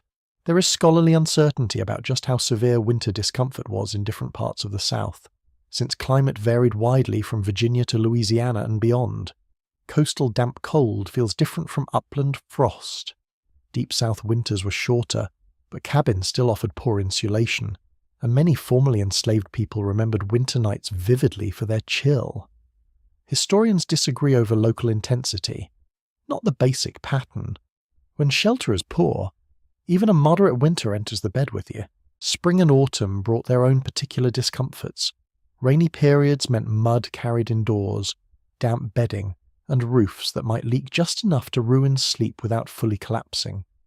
A humid spring night could feel almost warm until the body cooled too far near dawn. Autumn sometimes offered the best sleeping weather of the year, with cleaner air and fewer insects, but it also carried labour demands tied to harvest that could make any comfort hard to enjoy. The season might be kind while the schedule remained ruthless. Touch is the clearest teacher in every season. Summer lays heat on your skin like a second blanket you never asked for. Winter makes the sheet or coarse cloth feel icy at first contact. Damp weather turns bedding limp and unpleasant. Dry cold makes fabric rasp against chapped hands. A breeze can feel heavenly in August and hostile in January. The same cabin, the same pallet, the same blanket become different realities depending on the month. Weather rewrites the meaning of every object in the room. Children experience the seasons vividly and reshape the room around that experience. In summer, they kick covers away and sleep sprawled when space allows. In winter, they burrow with total conviction into the nearest warm body or pile of cloth. Adults wake to tuck them in, pull them back from a draught, or wipe sweat from a hot neck. The seasonal care of children becomes a nightly routine. Cover, uncover, shift, check the fire, fan the baby, pull the child closer, try again. Even humour changes with the weather. On a suffocating summer night, somebody may whisper that the air has given up entirely and gone home. On a freezing one, another may declare that the blanket is purely decorative and should be thanked for its opinions rather than its performance. Dry jokes like these do useful work. They acknowledge discomfort without letting it become the only thing in the room. A laugh at misery is not less real, but it is briefly less lonely. What stays most striking is how directly the natural world entered Plantations' sleep.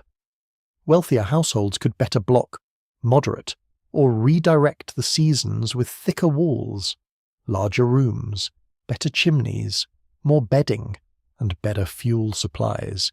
Enslaved quarters often had little of that protection. The plantation did not merely exploit labour under the sun.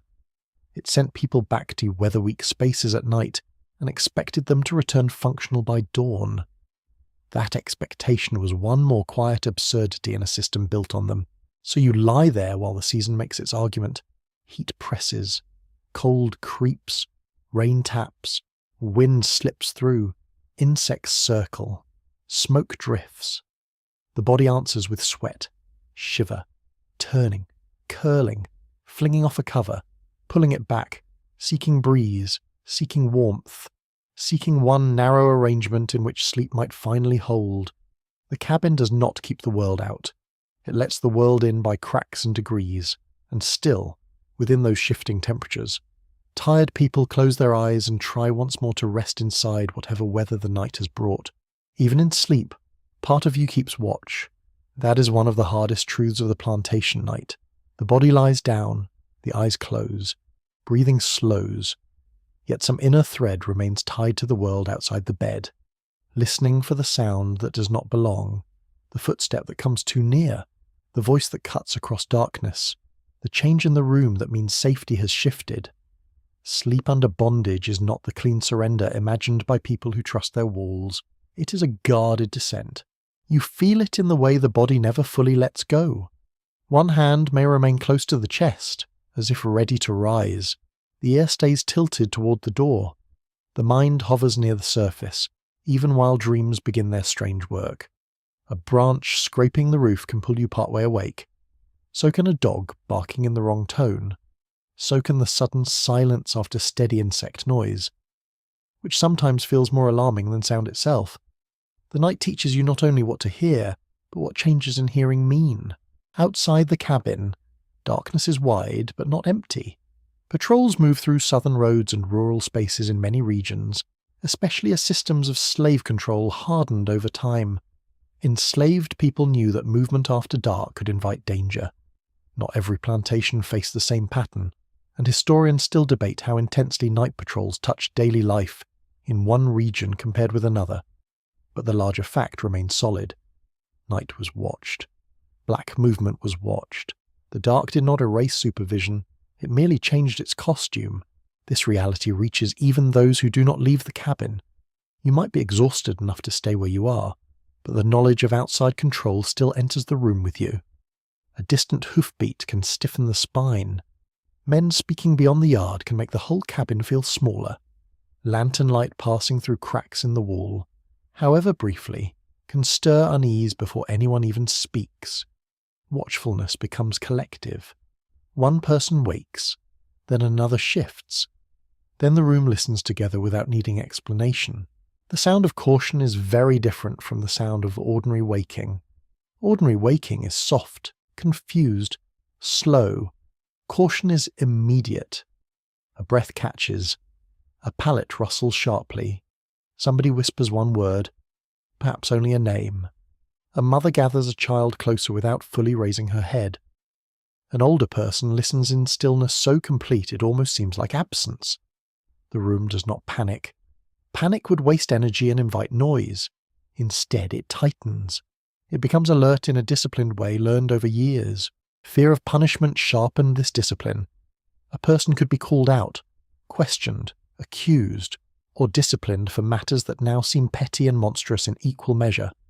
Missing labour, being absent from assigned space, speaking too freely, suspected plans, suspected defiance, too much movement, too much stillness.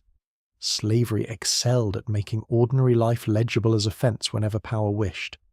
Historians who study plantation management repeatedly point to the unpredictability of punishment as one of its strongest tools. You do not need to be beaten every night to lose easy sleep. You only need to know that power may enter when it chooses. Inside the cabin, there are quieter reasons for watchfulness too. Illness changes sleep into listening. If someone is feverish, another sleeper remains partly awake to hear the breathing. A child with a cough draws attention through the dark. A pregnant woman nearing labour changes the whole atmosphere of the room. Not necessarily through visible crisis, but through readiness. Everyone sleeps with one ear turned toward possibility. The night can bring birth as well as danger, and both require quick response in places with little margin for error. You smell the room differently when you are alert. The ordinary odours grow sharper. Smoke, straw, damp cloth, human heat. A trace of something medicinal if herbs or salves have been used. Fear has a way of making the senses behave like nosy neighbours. Everything becomes more noticeable. The rough blanket against your chin feels rougher. The floor seems harder under the palate. The air itself feels weighted. Even a small draught can make the skin jump, as though the house were breathing a warning. Some people must actually go out into the night despite all this. Water may be needed. A privy lies outside. A task may remain unfinished. A visit to kin in another cabin. A whispered exchange. A message. A comfort. A courtship. All these may draw a person into darkness when plantation discipline says stay put. That choice takes nerve. The night offers concealment, but it also exposes. Each step beyond the doorway carries risk. This is where watchfulness becomes action. Not just awareness. You move carefully, listening before each sound you make, measuring ground, shadow, and distance. There is a curious detail in many human societies under threat. People become experts in ordinary noises, a door latch, a gate hinge, a certain board near the threshold. On plantations, such knowledge could matter deeply. Which path stays soft after rain and muffles steps? Which board complains if weight lands at the centre? Which dog barks at strangers but not familiar cabin movement? This is practical intelligence, learned under pressure. It does not appear in polished histories as often as speeches and laws. Yet it shaped whether a person returned safely to bed. Scholars still argue over how much nighttime movement among enslaved people should be described mainly through resistance, social life, necessity, or all three together. The categories overlap. A visit to a spouse on another plantation could be an act of love and defiance at once. A secret gathering could be worship, fellowship, planning, or simple relief from isolation. A trip outside for water is just a trip outside for water, unless the wrong person sees it. Under slavery, motives rarely stayed in one neat box, because the system itself made every movement politically charged. Watchfulness also grows from the fear of separation. A parent sleeping near a child knows, at some level, that family ties are fragile under slavery. Sale, hiring out, transfer, or sudden removal could tear a household apart. That knowledge does not have to announce itself loudly each night. Often it sits lower than conscious thought, a sediment of dread beneath daily routine. It may surface in the way a mother keeps a hand on a child longer than strictly necessary, or the way a father wakes at small noises and checks the room before lying back down. Love under threat becomes vigilant. Then there is the body's own habit of readiness. A person long exposed to danger learns to wake quickly. The heart can leap from near sleep to full alarm in seconds. Muscles that seemed sunk in rest suddenly tighten. Eyes open into dark and begin sorting shapes at once. This is not restful living, it is trained alertness. Historians do not always have a perfect vocabulary for describing such embodied knowledge in the past, but testimonies and close reading make it visible. People learned danger in the nerves. The cabin itself can aid or betray this watchfulness. Thin walls let in sound, which helps with hearing approach, but also spreads every movement within. A poor door may open too easily. A crowded room makes quiet rising difficult. Yet the same closeness means others will wake if trouble enters. In that sense, vulnerability and protection are tangled together. You're exposed because the shelter is weak. You're supported because many sleepers share the space. One person's alertness can ripple outward and become the room's. Gentle sarcasm has a role here too, though it stays especially dry. Someone might mutter that the door creaks like it is personally announcing the business of everyone who touches it. Another may whisper that the dog outside considers itself deputy overseer and deserves no such promotion. Such jokes are not frivolous. They shave a little edge off fear. They remind people that even within danger, the world still contains foolishness, vanity, and absurdity. A pompous rooster at dawn and a self-important dog at midnight both deserve to be mocked. There were also forms of deliberate nighttime vigilance not imposed from outside, but created within black communities themselves. Someone might keep half awake because a loved one was expected late from another cabin or another property. Someone may remain attentive because a meeting, prayer gathering, or exchange of news is quietly anticipated. Information moved in whispers as much as in daylight speech. A warning about an overseer, news of a sale, word of illness, rumour of escape, rumour of patrols, rumour in such a world is not idle. It is survival's rough draft. A mainstream historical fact anchors this scene. Enslaved people lived under ongoing surveillance and threat, and nighttime did not remove those conditions. Yet the details are more layered than simple fear alone. Watchfulness could be protective, social, strategic, parental, spiritual, and bodily all at once. Researchers examining slave patrols, plantation discipline, family life, and resistance consistently find that the night was a contested space, not free, not fully controlled either. It was a zone of tension. The touch of another sleeping person often mattered most in these tense hours. A hand reaching in the dark can steady panic faster than words. A child pressed against your side reminds you what you are guarding. A partner's whispered reassurance can lower the pulse. Even the shared breathing of a crowded cabin can help. You are not alone with the sound outside. Many ears have heard it. Many bodies are waiting in the same suspended hush. That collective awareness is a form of strength. There is scholarly uncertainty about how often enslaved people organised formal night watches among themselves in response to danger, fire, patrols, or expected movement. Evidence exists in fragments, and local conditions surely varied. Some communities may have relied more on informal listening than on assigned roles. Others likely developed understood patterns of who woke easily, who listened well, who would quietly rouse the others if needed. History often leaves these arrangements half visible, like footprints at the edge of a yard. You cannot measure each one, but you know they were made. Nighttime fire was another cause for vigilance. In cramped wooden quarters, a cooking hearth or live embers always carried some risk. Too little fire and the room freezes. Too much and danger grows. Someone may wake to check the coals, shift a pot, move cloth farther away, or judge whether the last glow can safely remain. The smell of smoke changes when something is wrong.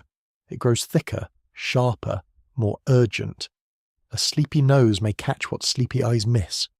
Survival can depend on such half-waking senses. Animals also force attention. A horse in sudden agitation, dogs barking in a chain rather than singly, chickens disturbed at the wrong hour, all these can signal movement nearby. Rural sleepers learned to read these cues much as sailors read weather. Plantation nights made that skill even more important. The yard speaks before the door does. Sometimes the message is harmless, sometimes not. Either way, the ear takes note. Eventually, if the danger passes or proves imaginary, the room slowly loosens again. Breaths lengthen. Someone shifts back onto an elbow, then down onto the pallet. A child, half disturbed, settles once more. The dogs stop. The footsteps move on. Nothing further happens. This, too, is part of the burden. Many nights end in nothing at all. If by nothing you mean only lost sleep, raised heartbeat, tightened muscles, and a fresh coating of unease over already tired nerves, fear does not need a dramatic conclusion to do its work. And still, people slept. That remains remarkable. They did not wait for perfect safety, because perfect safety never arrived. They slept while listening. They slept while ready. They slept with one part of the self posted at the threshold. Such rest is thinner than peace, but it is not without courage. To close your eyes in a world that may interrupt you at any moment is its own kind of brave. So you lie there in the dark, half surrendered and half on guard, feeling the strange labour of watchfulness continue long after the fields have gone silent. The cabin breathes around you. Outside, the yard keeps its secrets. Inside, tired bodies hover between sleep and listening. Every small noise must be weighed. Every quiet must be trusted carefully. And in that narrow space between danger and dawn, rest becomes not only a need, but a vigilant skill. By the time night reaches its deepest hour, you understand something plain and profound. Rest on a plantation is never simply rest. It is survival in its quiet clothes. Sleep is not luxury and not reward. It is repair snatched from a world arranged to wear the body down and keep wearing it down. Every hour you manage to sleep, however shallowly, helps carry you through another day. That is the practical truth. But there is another truth beneath it. To sleep at all, to gather yourself again, to preserve enough strength to care, work, think, remember, pray, and continue, is also a stubborn affirmation of life. You feel this first in the body. However rough the bed, however broken the night, there are moments when the muscles release a little of their grip. The jaw unclenches, the shoulders drop, the breath deepens. These are small changes, almost invisible from outside, yet they matter enormously. The human body is always trying to mend. It knits itself in scraps. A little sleep cools the mind. A little sleep steadies the hands. A little sleep allows the feet to rise again in the morning, even when they would much prefer a century of complaint. The touch of bedding, poor as it is, begins to feel less like insult and more like truce. The rough cloth under your palm, the flattened pallet accepting your weight with weary familiarity, the shared warmth of another body nearby. These are not comforts in the grand sense. No one would mistake them for softness freely given. Still, they become part of the body's calculation of survival. Here is enough support to keep the bones from the floor. Here is enough covering to hold a little warmth. Here is enough nearness to quiet fear. Enough becomes a precious category. This is one of slavery's bitter lessons. A person learns to treasure what should have been ordinary. An uninterrupted hour, a dry blanket, a breeze through the wall, a child sleeping soundly, a painful cramp that eases before dawn rather than after it. Historians who study enslaved daily life often emphasize the central role of small material victories, and sleep belongs among them. A little more rest could affect work, mood, health, memory, patience, and the ability to endure the next day's demands. Survival often hinged on margins that seem tiny until your whole life depends on them. And yet, sleep was not only physical recovery, it helped preserve the inner person. By daylight, the plantation demanded labour above all. It claimed posture, speed, hands, voice, time, and often family arrangements too. Night did not abolish those structures, but sleep placed limits on how completely they could occupy the self. In sleep, a person briefly stopped producing. The body withdrew from commands. Consciousness moved elsewhere. Dreams wandered beyond assigned rows and measured tasks. Even uneasy sleep refused total usefulness to the system. That refusal, though silent, matters. You can hear survival in the room when many people sleep together. Breath after breath, somebody turning over, a child mumbling in dreams, an elder coughing, then settling. The sounds are humble, but taken together they form a record of continuance. Here are people who were worked hard, crowded close, denied comfort, and still not erased. The room carries proof of endurance in every sleeping body. There is something almost sacred in that ordinary chorus. Not polished sacredness, and not stained glass and polished pews. More like the holiness of persistence. The smell of the cabin also tells this story. Smoke in the blankets, straw or husks under worn cloth, sweat, ash, herbs, milk, damp boards, old wood. These are the scents of use and repetition, of bodies returning again and again to the same narrow shelter and making life within it. To an outsider, such smells might suggest only poverty. To those inside, they also meant familiarity, home as far as home could exist there, the knowledge that one had returned for the night among one's own people. Familiarity itself helps people survive. It tells the nervous system that some things remain known. Family and chosen kin made rest possible in another sense too.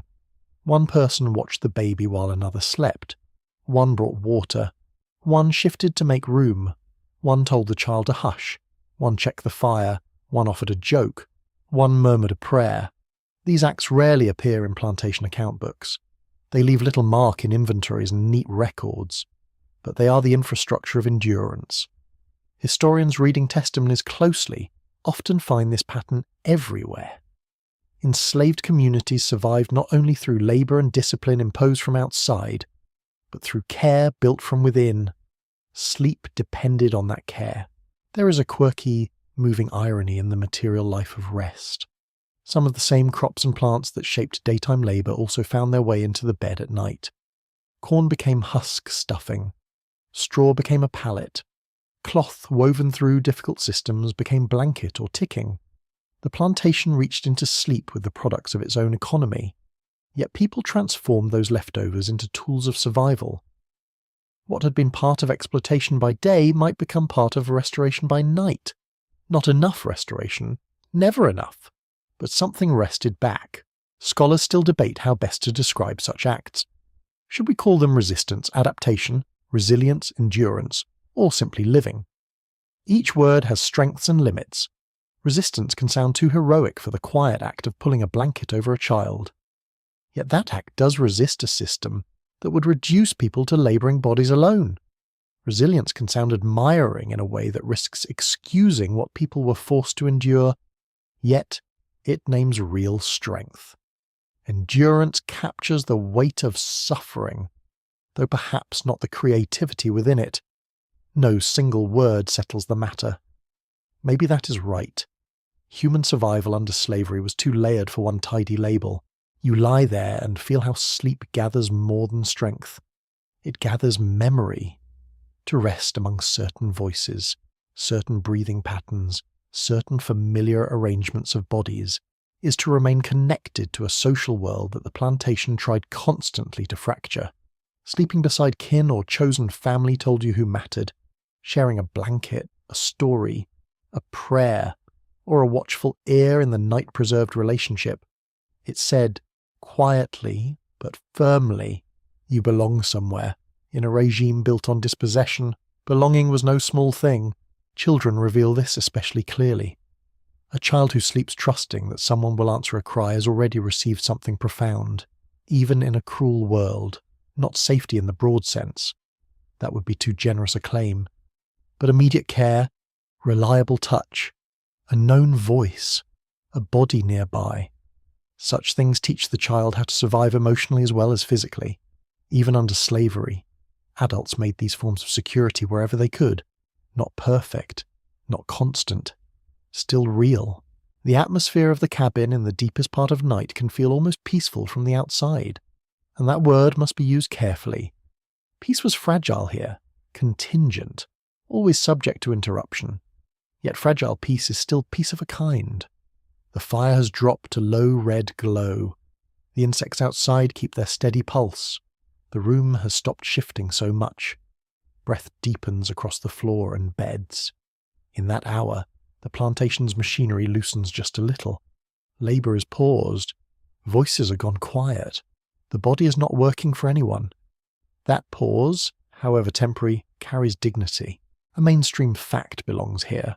Sleep is a biological necessity, and people deprived of good sleep suffer physically, mentally, and emotionally, under slavery. Those harms were magnified by overwork, poor shelter, hunger, illness, and fear. But history is not only the record of harm, it is also the record of what people did with the scraps available to them. Enslaved black Americans used nighttime to restore strength, maintain family bonds, nurture belief, exchange care, and preserve interior life, even when rest was poor. Scholars across social history as medical history and black studies return to this point from many directions. The details vary.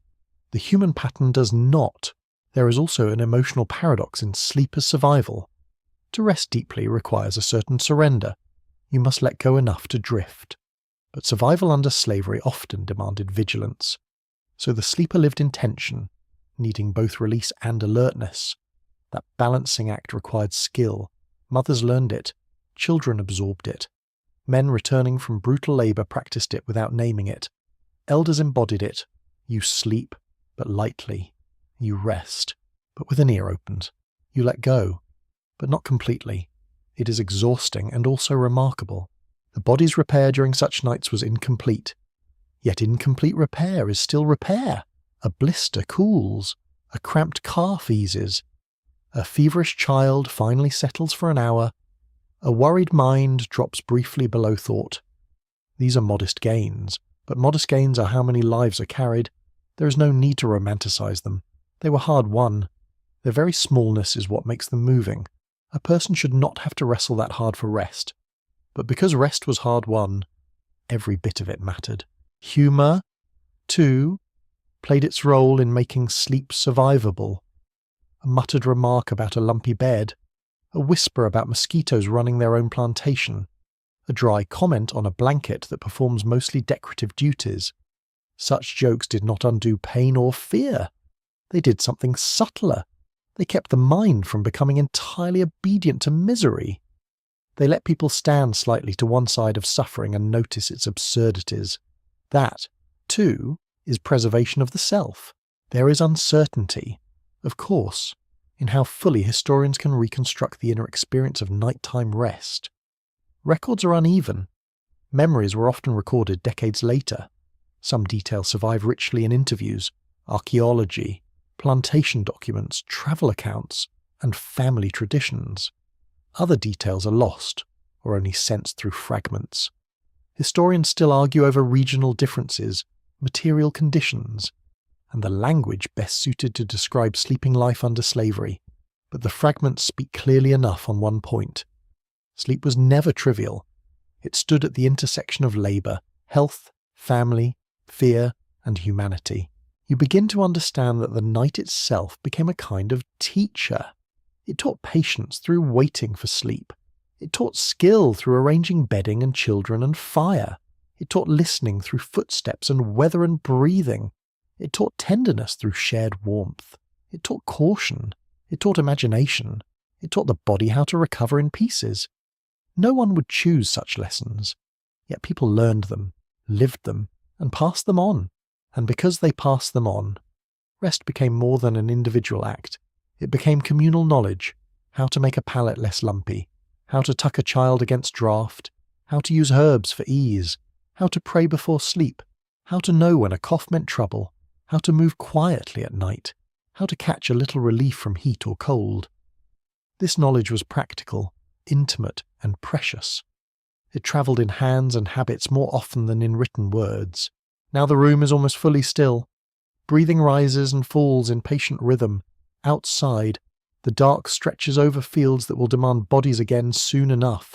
Inside, for these few hours, the body belongs a little more to itself. The plantation has not vanished. Its power has not softened. Morning will return with its own hard claims. Yet the fact of this sleeping room remains. Tired people have gathered themselves under rough blankets and dim rafters and found enough rest to continue. Not because the world was kind, because they refused to stop being human within it. So you lie there in the close darkness and feel the quiet force of survival all around you.